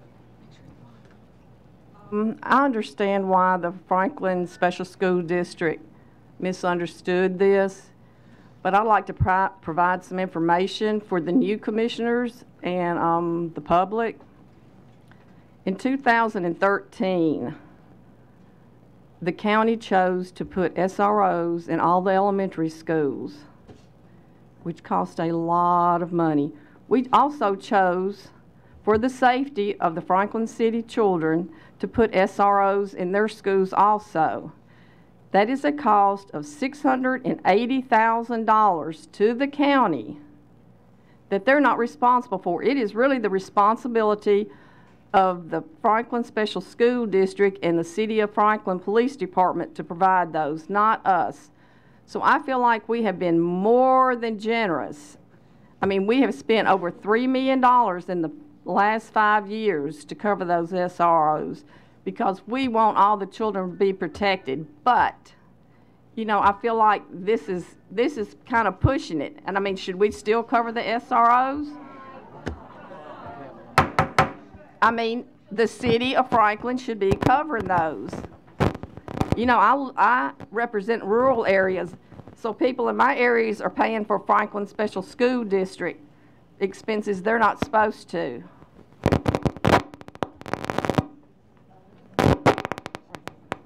That's all. Okay. And you want to get that? Commissioner Story. Thank you. Again, I'll go back to the point from the Education Committee meeting where when the thought was there was zero money being provided to Franklin Special. That's a totally different story. Most of the conversation that I've seen in my emails are that, again, we're not providing any dollars. What has changed from we're not providing any dollars? Well, we are providing some dollars, but there's other pockets that we need to look at. I guess my biggest issue is, again, when you've got the city that still has to do their portion of a vote that happens tomorrow, and again, I appreciate everybody's time here, but what happens is you also have the rest of the county that also has a voice as well, and they want you guys to be funded. They want to provide Franklin Special as well. The question is that I would like to answer it is there any other issues that happen from any other municipalities that will be having to give up a portion to Franklin Special? Will they have any issue with that? Will they have any say into that?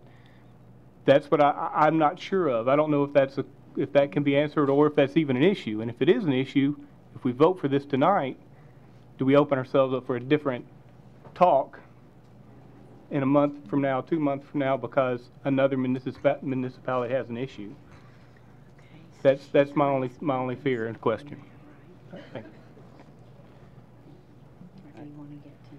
Okay, at this time, we'll pause discussion and let Nina go over her chart that was requested.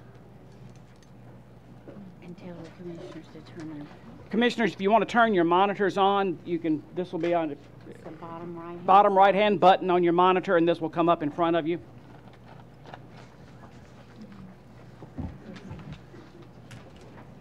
bottom right-hand It's basically- side. it's On the basically right-hand this, right? side of the, Yes. okay. You're looking at Yeah, I know. what monitor? Everybody ready? Miss Nina? We need one of these tiered, Is it on? where nobody can see her face. Podium. There it is. Okay, I just need to turn that on. Okay. And it's also the same as the handouts I passed out. It also, yes. Okay. All right, go ahead, Ms. Is this Nina. on? Yes. Your own. Okay. Thank you, Mr. Chairman, Commission. There has been a lot of information that's gone out. There's been a lot of flow charts and pie charts and a lot of charts and information gone out. So it's not a real easy formula to try to calculate. So I thought, what could I show possibly to try to walk everyone through this? And this may be somewhat elementary, and I apologize for you that already get this, but I thought this might help. So I just wanted to take an example of a purchase price. I have used the City of Franklin because that is what is on the resolution tonight with Franklin. So if I make a purchase of $525 in the Cool Springs area, I'm going to buy a tent because I like to camp. So for $525, the local option sales tax of that amount is calculated on 2.75%. That is what we're talking about, the local option sales tax portion. The state has already gotten their part of 7%, so we're solely on the 2.75. So of this purchase, the tax generated from that purchase is $14.44. So how does sales tax work, which I think we all know? The local option sales tax is split 50-50 with the Williamson County Schools operations and the municipality in which the purchase was made. So in my example, the $14.44 will be split 50-50 with Williamson County Schools and the City of Franklin. So if you will, just bear with me and follow down the page. So on the right side of the chart, we have the split of $14.44. Half goes to Williamson County Schools. That's $7.22. Of that amount, Franklin Special School District automatically gets the 8%, which is the ADA proration that you've heard others speak about tonight. For this example, that is 58 cents. So 92% of that goes to Williamson County Schools operations at $6.64. Under our current agreement, Williamson County Schools also entered into the agreement with the county to forego their increase and divert those funds back to the county to pay debt service.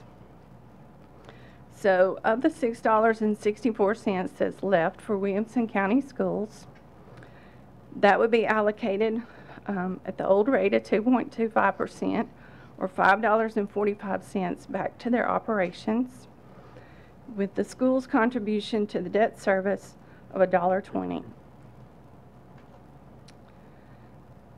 So that takes care of the half that goes to Williamson County Schools, the allocation to Franklin Special School District, and the donation to Williamson County Debt Service. So the portion that goes to Franklin Special School District is allocated on the full 2.75%. So you've heard individuals speak that they are receiving more money, and that's where that comes from, because they're getting the benefit of the full 2.75% at that point. So if you will, follow with me over to the allocation to City of Franklin. They also receive the $7.22. So earned under the current allocation, or the MOUs, the City of Franklin would receive under their old rate of 2.25, the equivalent of $5.92. And under this example, the contribution from Franklin back to Williamson County debt service would be $1.30.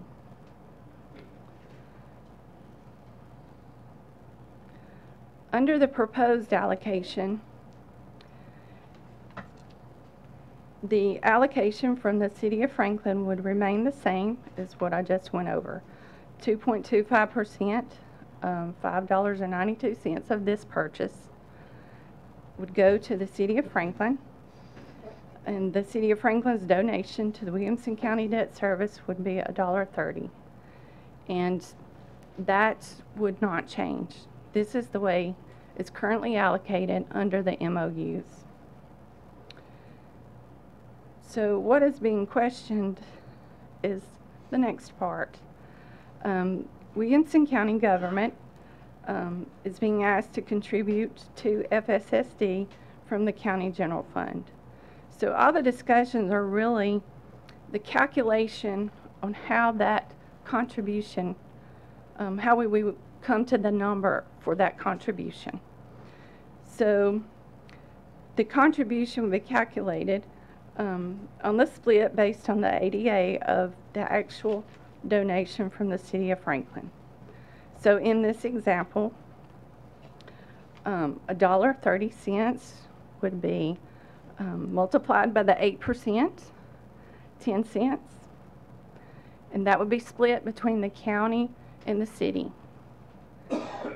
So 5 cents of this purchase would be a contribution to Franklin Special School District from Williamson County government, and 5 cents from the City of Franklin. So it's like 5 cents. Is this what we're really talking about? Well, no. All those 5 cents add up to the next portion that we've been talking about.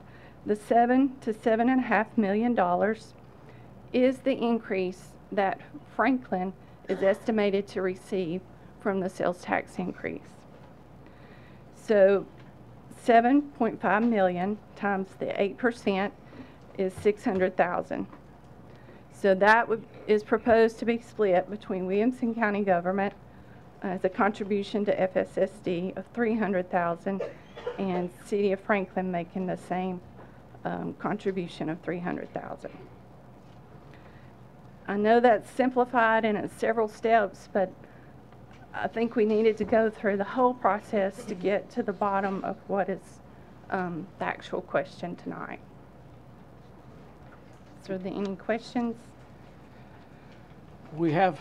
I think if there are questions for her on her PowerPoint, if they would just raise their hand because we can't get this screen up there. All right, so we're going to, if you wish to speak on the, ask a question on the PowerPoint, raise your hand, please. We're going to keep the board as it is, but this is strictly on the PowerPoint. So, all right, go ahead. Nina, I'm going to try not to confuse things here tonight, but if this is based on if a purchase made in Franklin, right? Correct? So if one of my constituents in Brentwood buys something, how much of that money that would normally go to Brentwood is going to be going to Franklin Special School District? None of it. None of it. But the money that they donate to Williamson County through other taxes will be going to support it, correct? That goes to the county out of that? Or no? Can you be more specific? Probably not. It kind of goes back to my original concern and what's going on is that just recently, as in today and yesterday, I started getting calls from Brentwood constituents not wanting this to come out of a general fund. So what portion of this is going to a general fund? The portion being paid from general fund in this example is the $300,000. Okay, so each city or each municipality then within the county is donating into that general fund or through taxes, correct? Through property taxes and other taxes Okay. that are paid into that fund. So it is being paid then by each municipality to support Franklin Special School Districts? Maybe not on the purchase, but on property and everything else, correct? Mhm. Okay. So, but in this example, not to confuse things, if we could go back to our split, it would go back to the upper part of the chart where $7.22 goes to Williamson County Schools. That top portion would remain the same. And where it says City of Franklin, it would say City of Brentwood, and it would stop under the current allocation, if that makes sense. If I can make a point of order, I think the point he's making is that the general fund is made up of all countywide taxpayers, so in essence, a portion of all the cities would be paying a portion of that, I think is the point you were trying to make. Yes, sir. That was way better said, thank you. Anybody else on the flow chart have a question? Raise your hand. Yes, ma'am. Yeah, Nina, all the children in Franklin Special School District are going to end up going to Williamson County High Schools, right? That's right. Williamson County, the county WCS schools. So where is that taken into account in this calculation? You know what I'm saying? I mean, is there a factor in here saying, okay, well, because they're just taking a straight 8%, they want a straight 8% cut of what we get for 3 years. But what about the high schools? I mean, we're building independence right now. See, I could be wrong, but I thought the original intent of the sales tax increase and the referendum that we passed for it was to pay down our debt service so that we could minimize property tax increases for the whole county. And when I look at this, I think this resolution undermines that effort. And I see that we said it would benefit FSSD, and it does. The sales tax increase does. But we only get our portion for 3 years. And that sales tax increase benefits the municipalities and FSSD forever. And now we have a finite amount of money we were expecting to get, which we budgeted, which we're hoping to pay down debt service to keep taxes low for everybody. And now it's getting chiseled away. And that's my concern. I feel like our original intent is not being served by this resolution. And I'm sorry that people got a false expectation of how the money was going to be distributed, but there was nothing in anything that we passed in this board that explained that we should expect that the money would go somewhere else other than our debt service. Am I wrong, Mayor? We need to get back to the flow chart because you're now discussing. Can I have a response from somebody to tell me whether that's accurate or not? I mean, can the mayor talk a little bit about it? I mean, I just want to talk out into the void and then have nothing answered. Commissioner, what is your specific question so I can try to address it? Was the original intent of the sales tax effort, the increased effort from you negotiating with the municipalities to us passing the referendum and wasn't it to pay down our debt service? So the sales tax was to pay down or purchase new schools over the next few years at the request of the Williamson County School Board. If you will remember, they asked for about 500, I know the press is here, so they're going to quote me, so approximately $500 million worth of new school building programs. The intent of the sales tax was to pay for the bricks and mortar of the school building program that we would have over the next few years. The 3-year window that we went to all of the cities except for Fairview we asked them to give up their money. Why did we not ask Fairview? They were already at 2.75 as opposed to the 2.25 the rest of the county's purchasing power at the local option sales tax was. So that 0.5 increase then would be going half to schools and half to the cities. We went to every city and asked them to give up their portion. Why? Because the schools, the Williamson County Public School System services all of the high schools, and as you know, and the commission knows, we break those down into general debt, and into rural debt, into our general debt. That was the total absolute, when the people voted for it, was to help pay for bricks and mortars. Never once, and I think Commissioner Beal, Commissioner Bethard, and Commissioner Smith have said it. This discussion on the Franklin portion was brought to the attention of our office by Dr. David Snowden and his budget gentleman. I forgot his last name. Chuck was his first name. So they brought it to us. We said, we were probably like deer in the headlights. We said, we don't know what you're referring to at this point. Let us look at it. That's when we did. That was probably a month to a month and a half after the first posting. If my memory serves me correct, April 1 was the time that the sales tax implementation was. So it's about 45 days after after we spend tax dollars. It goes to the local merchants, it goes to the state, and it comes back through the trustee's office, anywhere from 40 to 60 days before that money's actually posted on the books. It was shortly after the first posting or the second posting, somewhere in there, that Dr. Snowden came to the office and presented this to us. So that's when we began the conversations. If all of you will remember, we began these conversations and we called Franklin in and we said, we've got an issue here. How are we going to handle it? And so the first attempt of this was to take it to Franklin. I know one of the aldermen are here tonight. We had massaged it, looked at it, and said, okay. Franklin said, let us try to increase. We couldn't go back on the MOU. We couldn't go back into last year's fiscal year because we were in the audit process closing it out. So we said, how about if and Franklin was very generous about it, saying, let's extend the amount of time and we can make up the difference or whatever that number happens to be. So you all voted on that in October, November, to say you would agree if they did that, you would authorize me to sign that.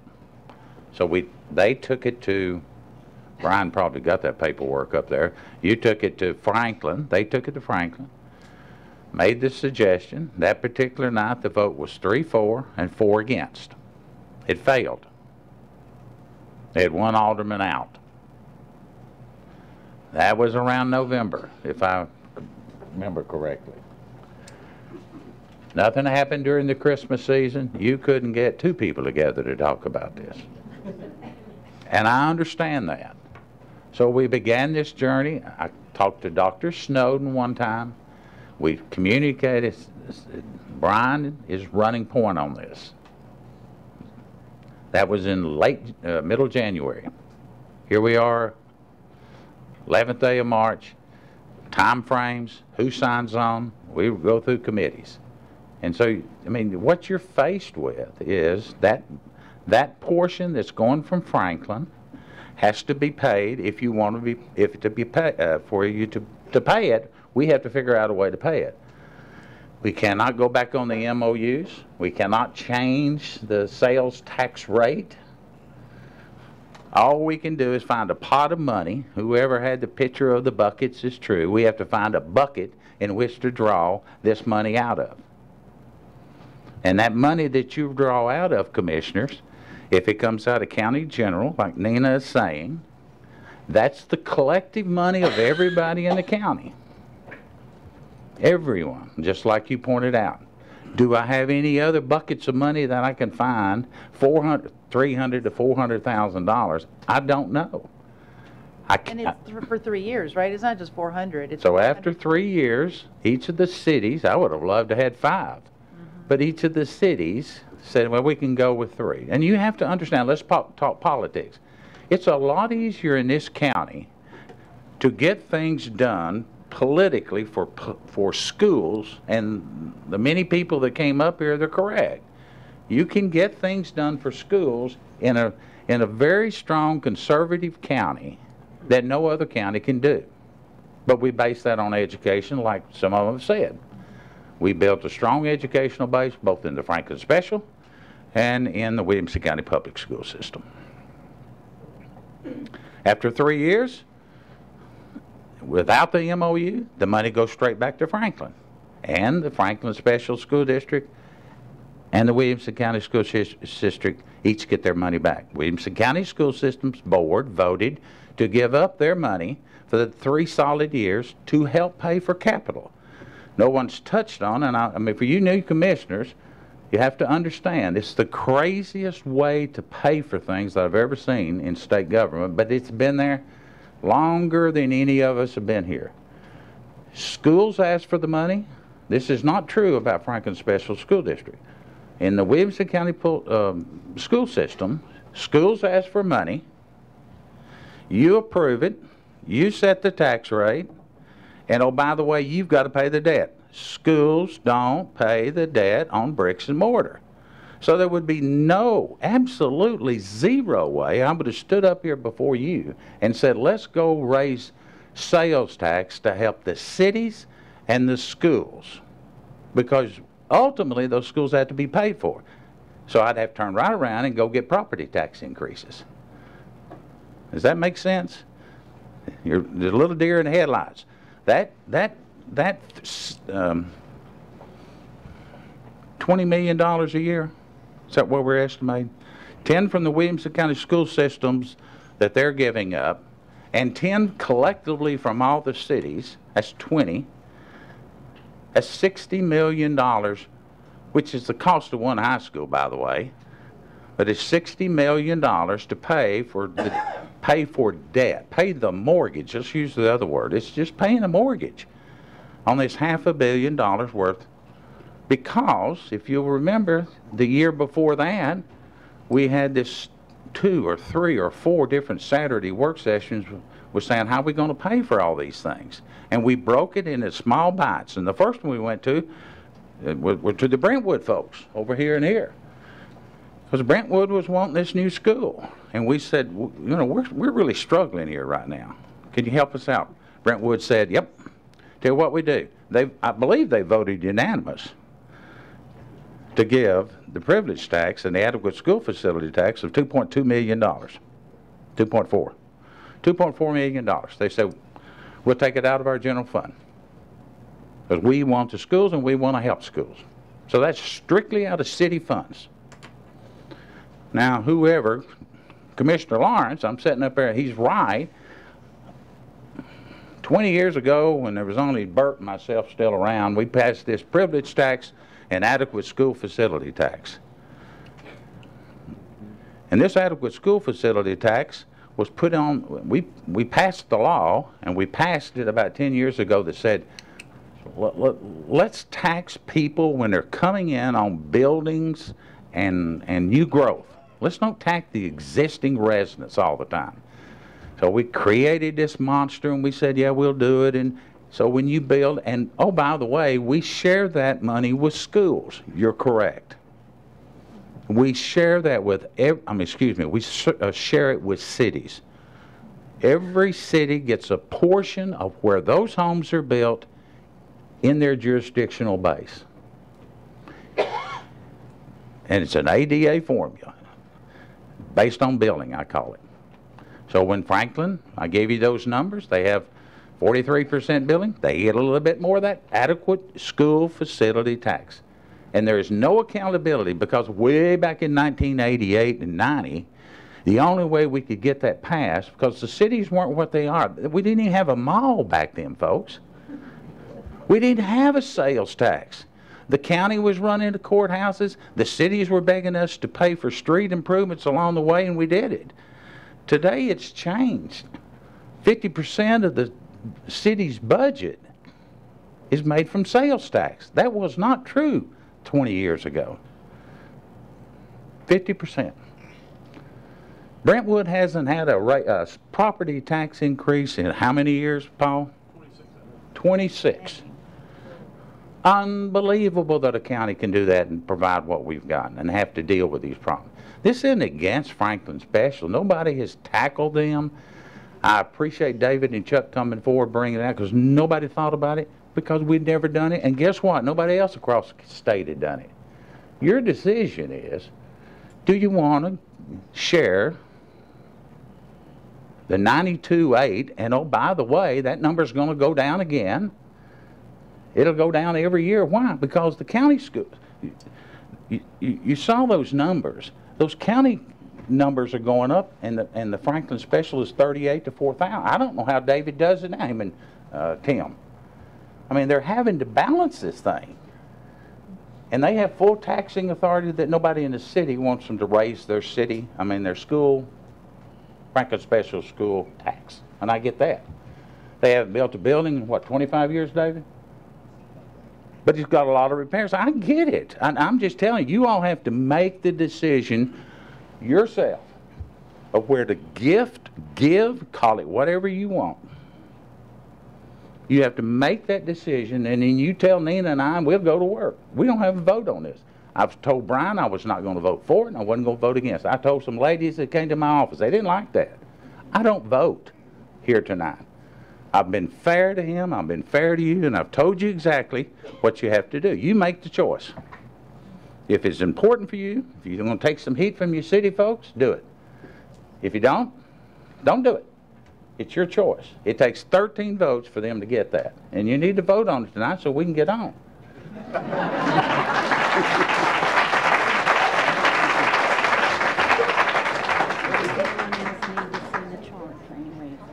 Does anyone else need this chart up for any reason? If not, we'll go back to the board. All right, going back to the board. Commissioner Williams. I've always said that school board is the one position I would never serve on. It's an emotional position. You're always perceived as you're choosing one child over another. But I asked if we can just remove the emotion tonight and just kind of try and clearly consider what the issues are. There's no question around the state mandated half. I think we all understand FSSD is getting their portion of it, and really the question resides around the gifted half, and even then it's just the city of Franklin's gifted half. And really at the end of the day, I think we all here just want to maintain strong relations between FSSD and Williamson County Schools. We got several attorneys here on the county commission tonight, and several of them mentioned this, but I think legally there's really no question as to the terms and the purposes of the gifted money from the municipalities. It specifically mentions rural and general school debt, which are very specific Williamson County funding terms for our schools. And it also aligns with the original intent when Mayor Anderson went around and collectively got the support from the municipalities.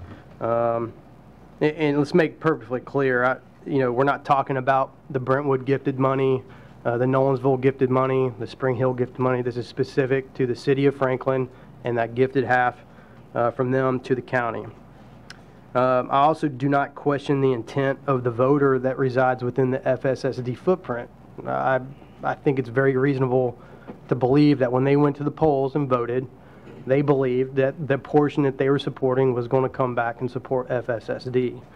I think probably, if anything, the blame resides on us officials, both FSSD, Williamson County, of making sure that was perfectly clear at the end of the day.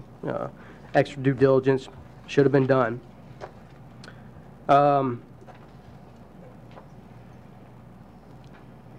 So I voted no at the budget committee, as I wasn't convinced that there was enough due diligence to clarify the appropriate dollar amount that we're considering tonight.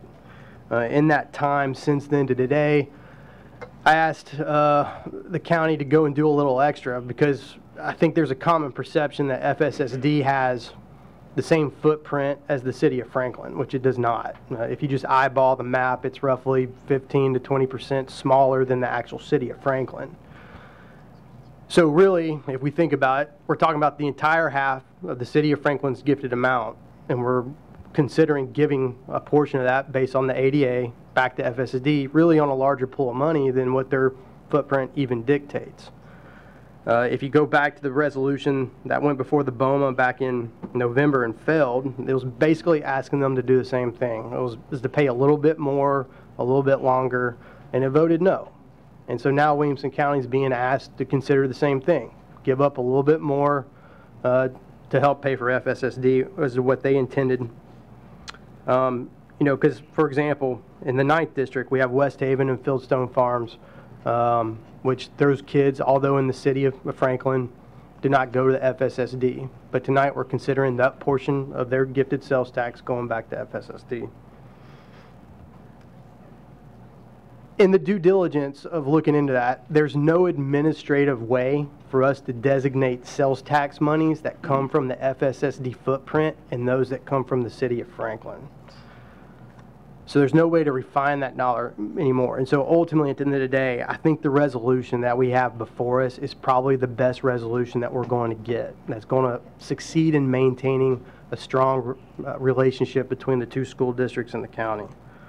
And so tonight, I will ultimately support it after doing that due diligence. I do want to say this resolution still has to pass BOMA tomorrow, should it pass tonight. And they meet tomorrow at 7 p.m. in City Hall, and I expect y'all to have the same presence there as you are here. But with that, I'll turn it over. Commissioner Webb. Thank you, Mr. Chair. I also want to thank Commissioner Bethard for bringing this for us, because I know he's worked really hard on it. And thanks for Nina and the mayor for coming out with some more information. I'm going to report some numbers here that I received from Mrs. Graham and Mr. Bednar, the city manager of Brentwood. A lot of folks, up until today, and we've explained that tonight, were under the impression that none of the sales tax went to Franklin Special School District, which in fact they're the only ones that are getting the sales tax right now. Everybody else except Fairview gave up theirs. And Fairview, I don't think it was mentioned, gave up part of their privilege tax to make everything fair. So I represent Brentwood, and I'm representing the Brentwood folks, and I've been listening to them.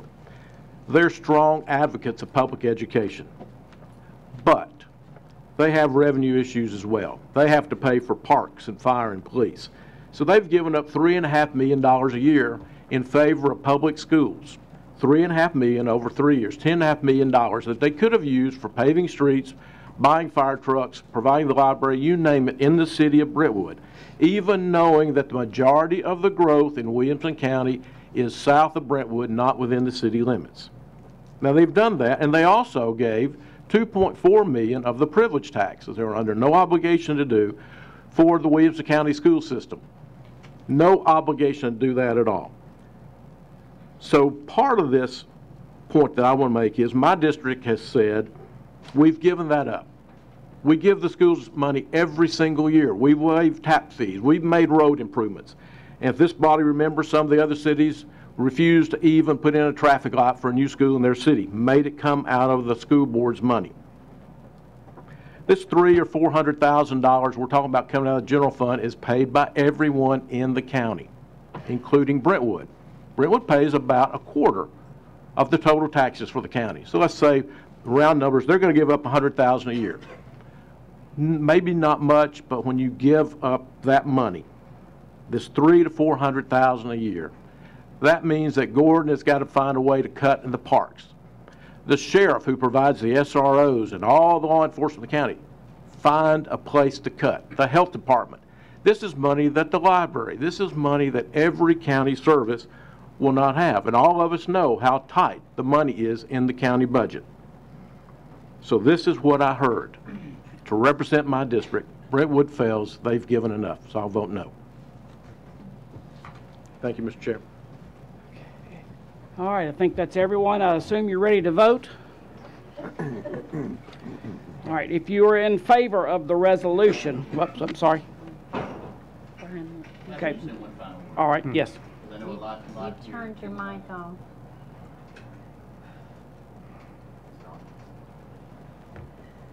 was on, yeah.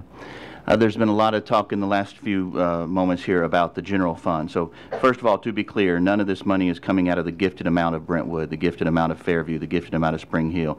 You do have a point when you say we're going to dig deeper and find our half from the general fund, but that's where most of our purchases come from. When we build a library in Fairview, or we do a rec center in Spring Hill, or we pave a road somewhere in Betsy Hester's district. So it's kind of a stretch, unless you believe all general funds should only be spent in Brentwood, and I don't think you're saying that, then I believe that this expenditure, instead of going to a pothole, is going to children, and that will pay back a dividend that'll be tenfold.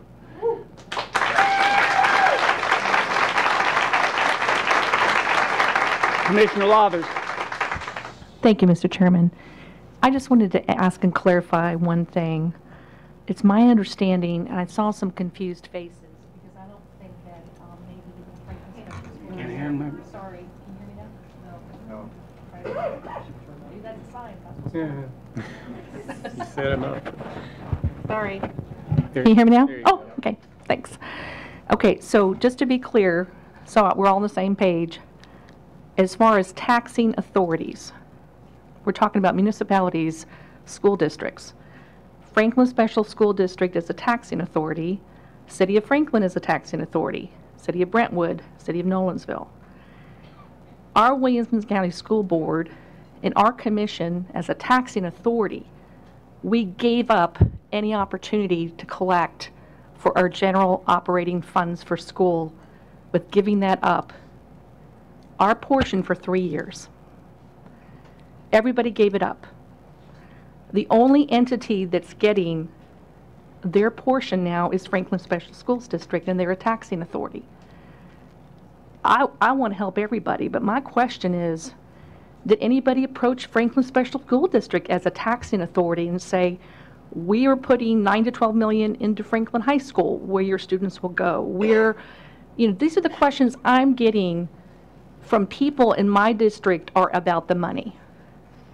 And they're very logical, and they're just saying, if everybody is giving something up, the one entity that's not giving something up is wanting more. And I don't know that I'm thinking that correctly. Is that correct, or is that incorrect? Could somebody from staff, please, either Nina or the mayor, please answer that for me, because I want to make sure I'm correct in my understanding, please. You're off the Christmas card list. I want to know the truth. Show me the truth.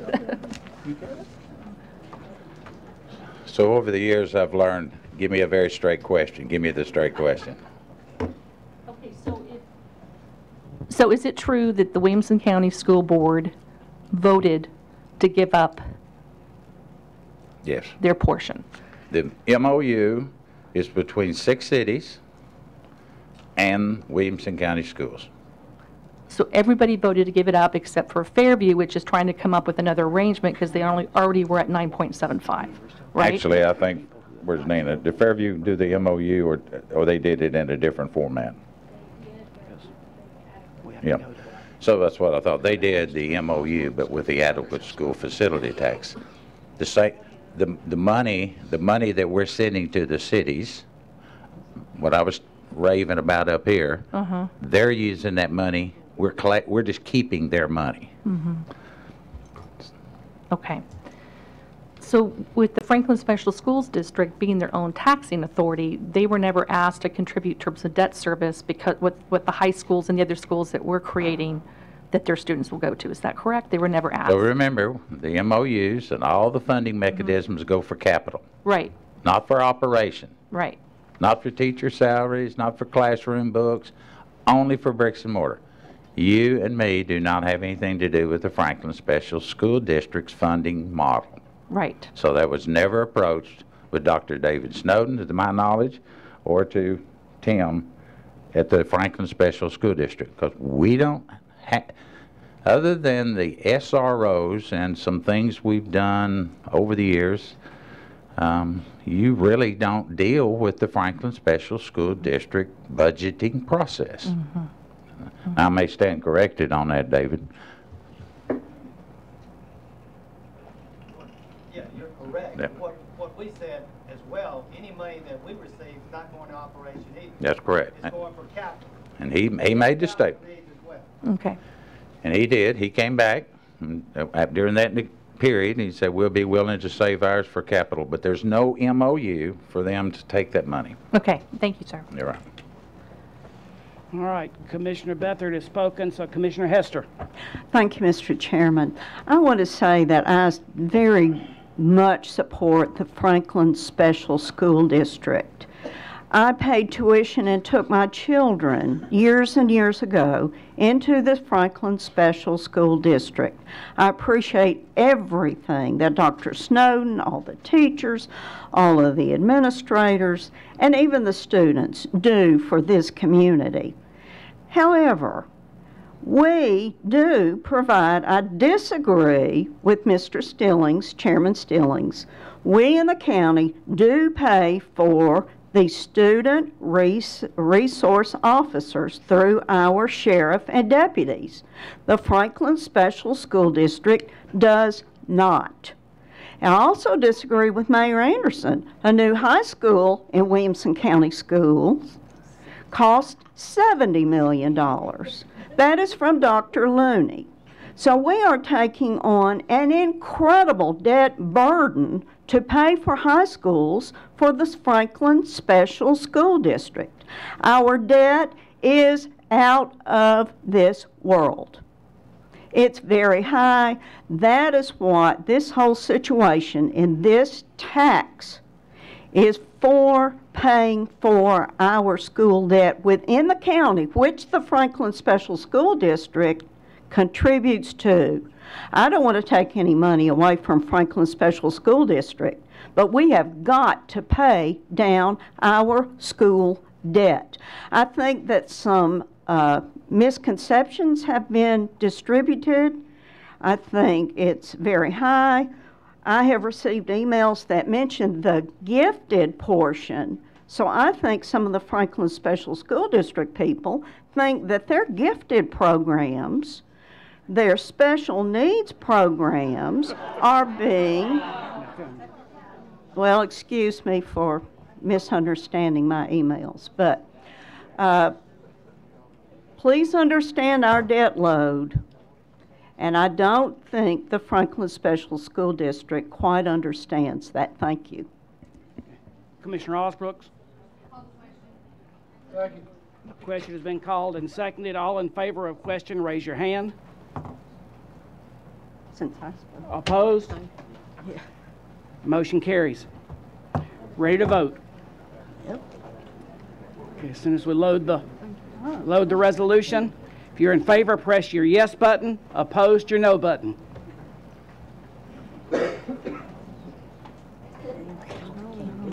I'm trying. I'm going to take a piece. Wiggle it. Anyone wishing to change your vote, do so at this time. Record the vote, please. Okay. 9 yes, 13 no.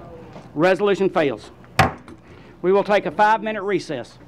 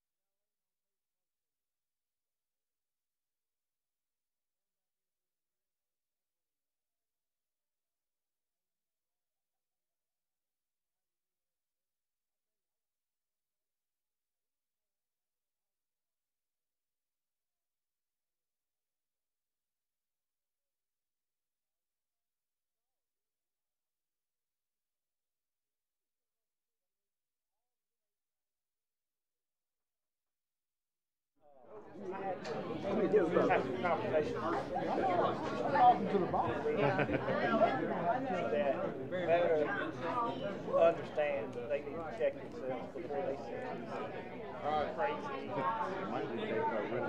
ignorant, threatening emails.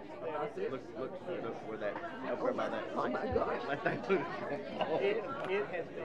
You know, it's talking about sales tax, we corrected on 700,000 this past month. I know it. And I've responded to some of them. And I've also, I responded to the nicer emails, the ones that were unkind and totally applicable. We don't get a response from them. Yeah, no. She is, Resolution 393, Commissioner Smith. Well, I'm gonna make an announcement about the microphones. Don't touch the button. I'm gonna make a quick point of order for everyone. On your microphones, we will control the mics up here. Your white light needs to be blinking on the microphone. We ask you don't touch the button because we will turn it off and on. So as long as your white light is lit, when we signal you to speak, it'll turn red. So if your white light is not blinking, push your button. Otherwise, leave it alone. Call it back to order. Resolution 3-19-3. Resolution appropriating and amending the 2018-19 Health Department budget by $2,519.85, revenues to come from state grant funds. Commissioner Smith? Move for approval. Second. Osbrooks the second. Public Health Committee? Did they meet? Betsy is the chair. She's not. Oh, Betsy. Did they meet? They're meeting tomorrow night. I think it was 4-0. Okay, thank you. Budget Committee? 5 yes, 0 no. Explanation, please. State grant funds to be used for car safety seats, other restraints for families that meet financial criteria.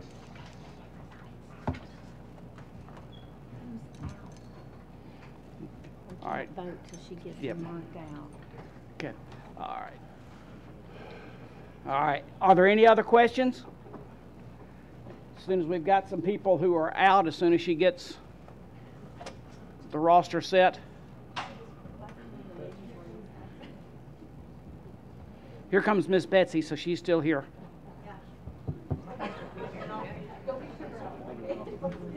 Yeah, they didn't take her out yet. All right, so Commissioner Beathard, I think, had to leave. He told me he might have to leave before we were done, so I think, is he? Okay. But he's not here right now, so we'll mark Commissioner Beathard after so we can vote. Is he? Okay. So, all right. But there's too many. There's more than 3 absent. I see 1, 2. No, I guess 3 is all there is. Okay, I'm sorry. All right, if you're ready to vote, press your yes button. Opposed, your no.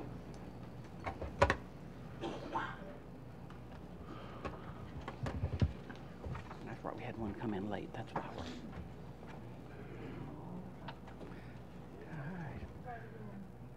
we're... All right. Matt, yours didn't... Anyone wish to change your vote, do so at this time. Record the vote, Ms. Anderson. 21 yes, 0 no. Resolution passes. Resolution 3-19-4. Resolution appropriating and amending the 2018-19 Health Department budget by $5,750,750. Revenues to come from donation. It's been a long night. I'm sorry. Kathy will take 5 minutes. She likes 5 minutes. Commissioner Smith. Move for approval. Second. Commissioner Osbrooks the second. Public Health Committee. Budget Committee. 5 yes, 0 no. Explanation, please. Donations. Are there any questions? Seeing none, I assume you're ready to vote. If you're in favor, press your yes button. Opposed, your no.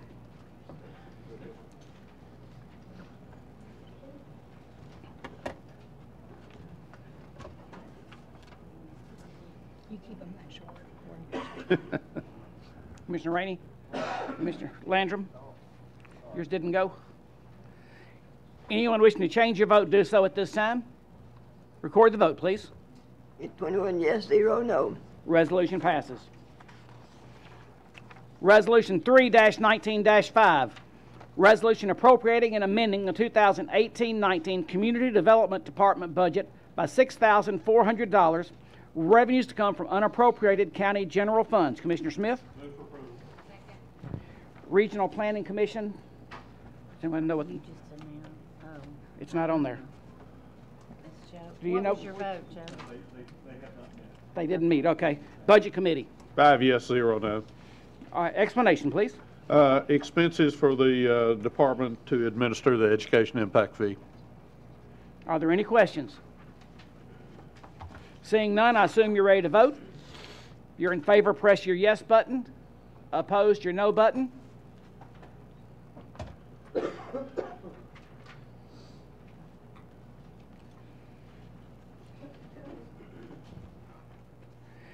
Anyone wish to change your vote, do so at this time. Record the vote, please. Okay. 21 yes, 0 no. Resolution passes.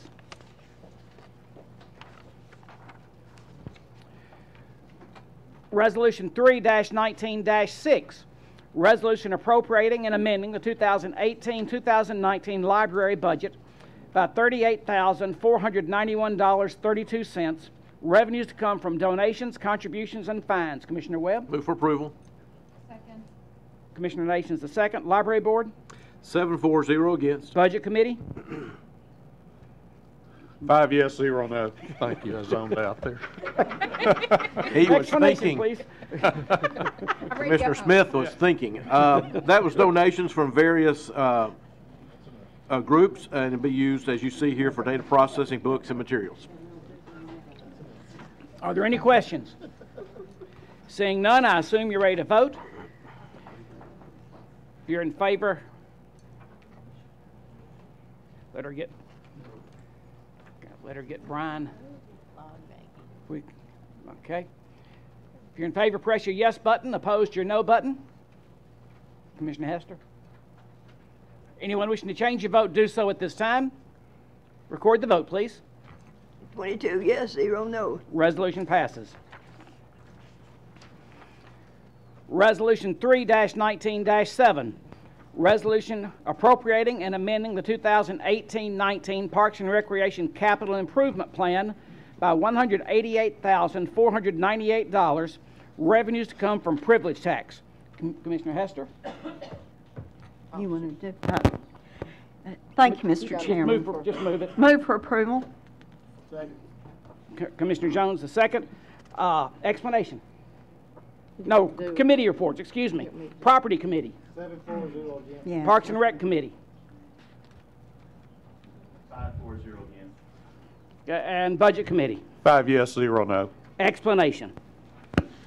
I told Betsy I'd explain it. This is for the 245 acres that the Ogilvy's donated for Peacock Hill Nature Park. Has a 5 acres in this beautiful home next to it that they're going to use as a welcoming center. And this is part of the money to pay for it. The Ogilvy family is going to donate additional money, as you'll see in the following resolutions. Are there any questions? Seeing none, I assume you're ready to vote. If you're in favor, press your yes button. Opposed, your no button.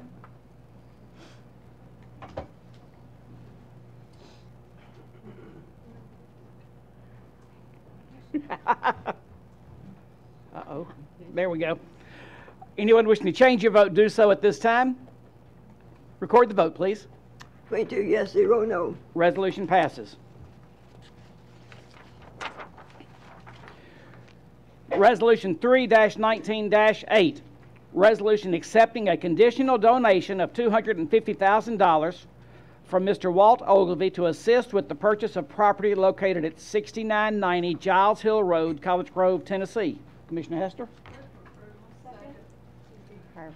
Commissioner Herbert the second. Parks and Rec Committee? 5-4-0 against. Property Committee? 7-4-0 against. Budget Committee? 5 yes, 0 no. Okay, does someone want to, who's presenting the amendment?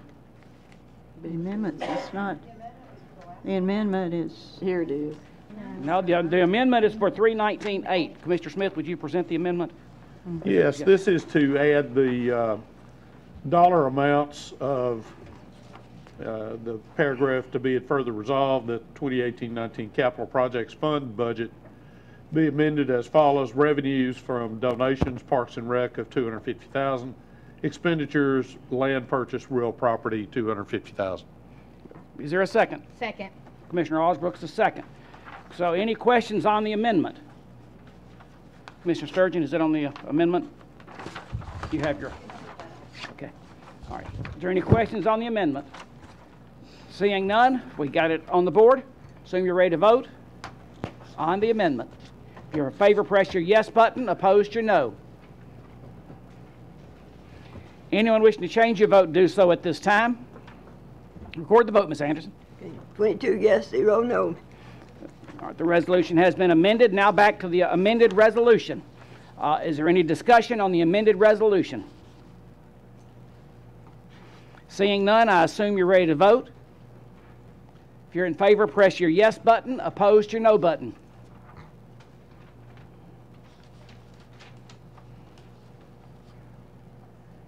Anyone wishing to change your vote, do so at this time. Record the vote, Ms. Anderson. 22 yes, 0 no. Resolution passes. Late filed Resolution 3-19-14. Resolution appropriating and amending the 2018-19 Sheriff's Office detention budget by $410,000 for medical services and food supplies, revenues to come from unappropriated county general funds. Commissioner Smith? Move for approval. Second. Commissioner Osbrook's the second. Budget Committee? 5 yes, 0 no. Explanation, please. We have had, over the last few months, several problematic guests at our detention center from a medical standpoint. They've been doing various self-harming things and things that, you know, we just had to deal with. They became very expensive. The cost of food has been going up, not new types of food that we're feeding the guests, but our typical standard fare, the cost has been rising. So we have to deal with that. We have to provide Captain Dobbins with the funds to be able to feed these folks. We can't not feed them or give them medical care. Are there any questions? Seeing none, I assume you're ready to vote. If you're in favor, press your yes button. Opposed, your no button.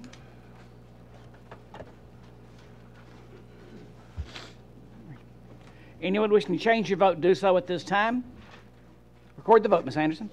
22 yes, 0 no. Resolution passes. Late filed Resolution 3-19-15.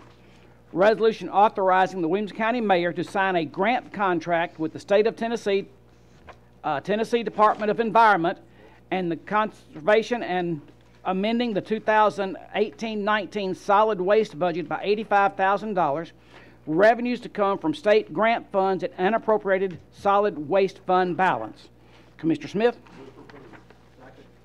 Commissioner Ricky Jones the second. Budget Committee? 5 yes, 0 no. Explanation, please. These grant funds will help in providing video cameras to monitor the locations for the convenience centers for the safety of attendants that are there who may have issues with some of the public who come to those facilities. Are there any questions? And thank you for going after this grant. Seeing none, I assume you're ready to vote. If you're in favor, press your yes button. Opposed, your no. Anyone wishing to change your vote, do so at this time. Record the vote, please. 22 yes, 0 no. Resolution passes. Resolution 3-19-9. Resolution authorizing the Williamson County Mayor to execute an agreement to purchase and lease property located at 6990 Giles Hill Road, College Grove, Tennessee. Commissioner Hester. Move for approval. Commissioner Dwight Jones II. Property Committee. 7-4-0. Parks and Rec. 5-4-0 against. And Budget Committee. 5 yes, 0 no. Explanation, please. Thank you, Mr. Chairman. Yes, these are property owners who own property adjacent to the Peacock Hill proposed park that has very generously been donated by the Ogilvy family. We wish to purchase this property. Mr. Ogilvy has given us money towards the purchase of this property, and these individuals wish to stay for a year. So this agreement, up to a year, this lease agreement is for that year where they wish to stay while they arrange their situation. They can't have a pig farm. That's what the regulations are here. They can have one pig, that's all. I would ask for your support, please. Are there any questions? Seeing none, I assume you're ready to vote. They can have 2 cats. If you're in favor, press your yes button. Opposed, your no. Anyone wishing to change your vote, do so at this time. Record the vote, please. 22 yes, 0 no. Resolution passes. Resolution 3-19-10. Resolution authorizing the Williamson County Mayor to enter into a reimbursement agreement with Williamson County Convention and Visitor Bureaus. Commissioner Smith? Move for approval. Second. Commissioner Lathers the second. Parks and Recreation Committee? 5-4-0 against. Budget Committee? 5 yes, 0 no. Explanation, please. For a number of years, we've been hosting the Tennessee Senior Olympics in conjunction with the Convention Visitors Bureau and our Parks and Rec Department, along with cooperation from our various schools in the county. It's a very popular event, and they love to come here. The cost for money and services that we provide is roughly $25,000. As you know, the county funds the Convention Visitors Bureau along with the city out of hotel motel tax. Part of that agreement involved providing funds from the CVB in the amount of $25,000 annually to provide for the hosting, so that does not come directly from the county general fund. Are there any questions? Seeing none, I assume you're ready to vote. If you're in favor, press your yes button. Opposed, your no.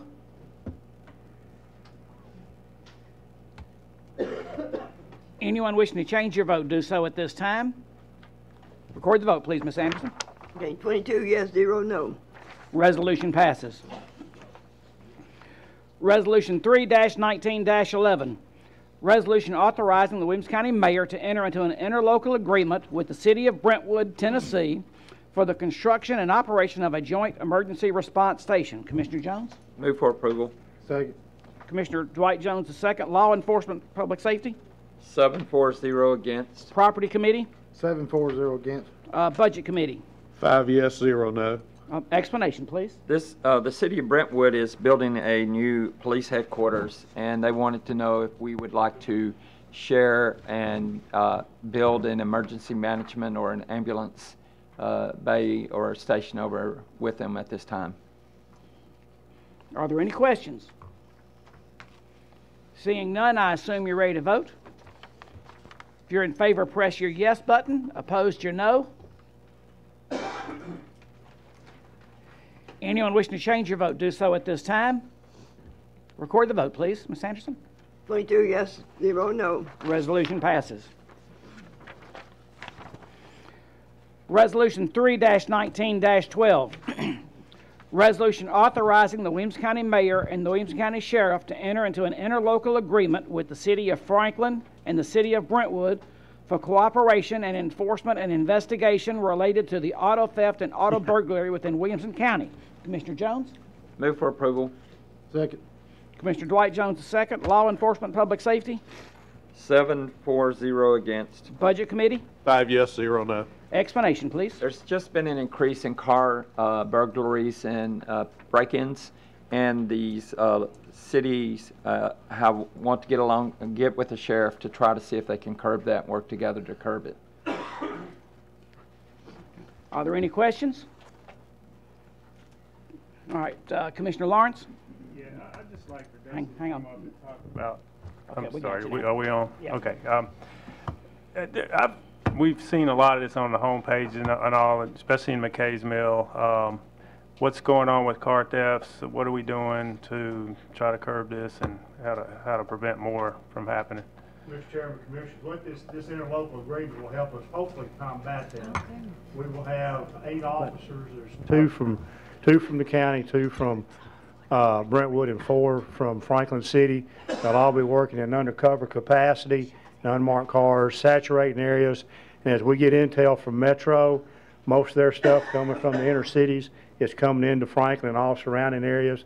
And we'll be trying to find those areas that we get the intel on to saturate with these undercover units. Okay, so is it a true statement that a lot of this is coming out of Davidson County? Yes. They're crossing the line, coming down here, and Yes, sir. driving back there. They're coming, everything around Davidson County they're hitting. Okay. And they're mostly juveniles and breaking into cars. Of course, most of these cars, a lot of them are left unlocked and getting valuables out, and then some of them leaving their keys, and that's how they're getting the cars, and then getting guns, and that's the big thing. Okay, no further questions. Stay there. Commissioner Lathers? Thank you, Mr. Chairman.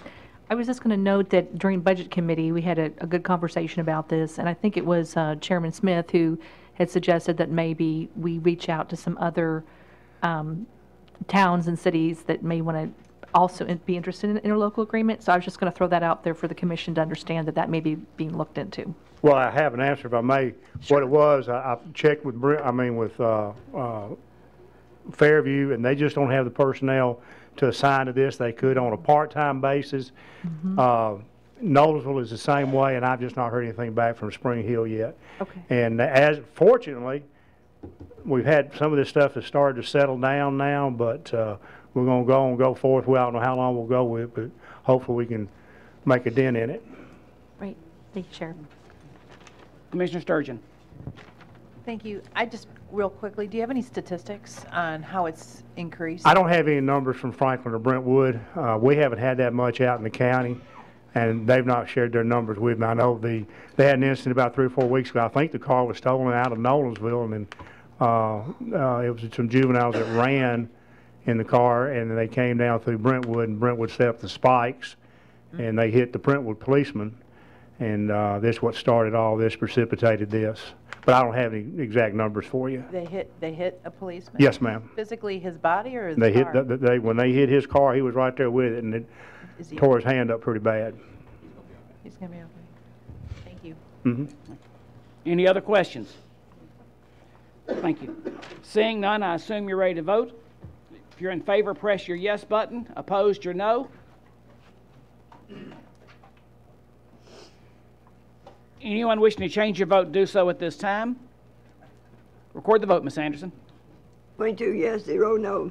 Resolution passes. Resolution 3-19-13. Resolution authorizing the Williamson County Mayor to enter into a lease agreement with TNHD Partners, LLC, doing business as Harley-Davidson of Cool Spring for motorcycles. Commissioner Ricky Jones? Move for approval. Second. Commissioner Dwight Jones, second. Law Enforcement Public Safety? 7-4-0 against. Budget Committee? 5 yes, 0 no. Explanation, please. This is where the Harley-Davidson dealership in Cool Springs allows to lease a Harley for $1 for a year. As the mayor said, the best deal we have all year. So. Are there any questions? Seeing none, I assume you're ready to vote. If you're in favor, press your yes button. Opposed, your no button.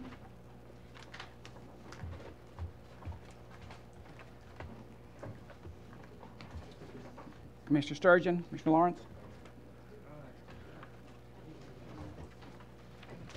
Well, let me try. Okay. There you go. Okay. All right. Anyone wishing to change your vote, do so at this time. Record the vote, Ms. Anderson. 22 yes, 0 no. Resolution passes. I believe that concludes our agenda. Wait. Reminder, announcement, no county commission meeting in April. However, many committees are meeting on their budget reviews. Please check your budget schedule. They may be regular committees and there are different meeting times. So, Budget Committee will start their process of hearing the budgets on April 1st. Y'all come. Y'all come. Thank you. Thursday.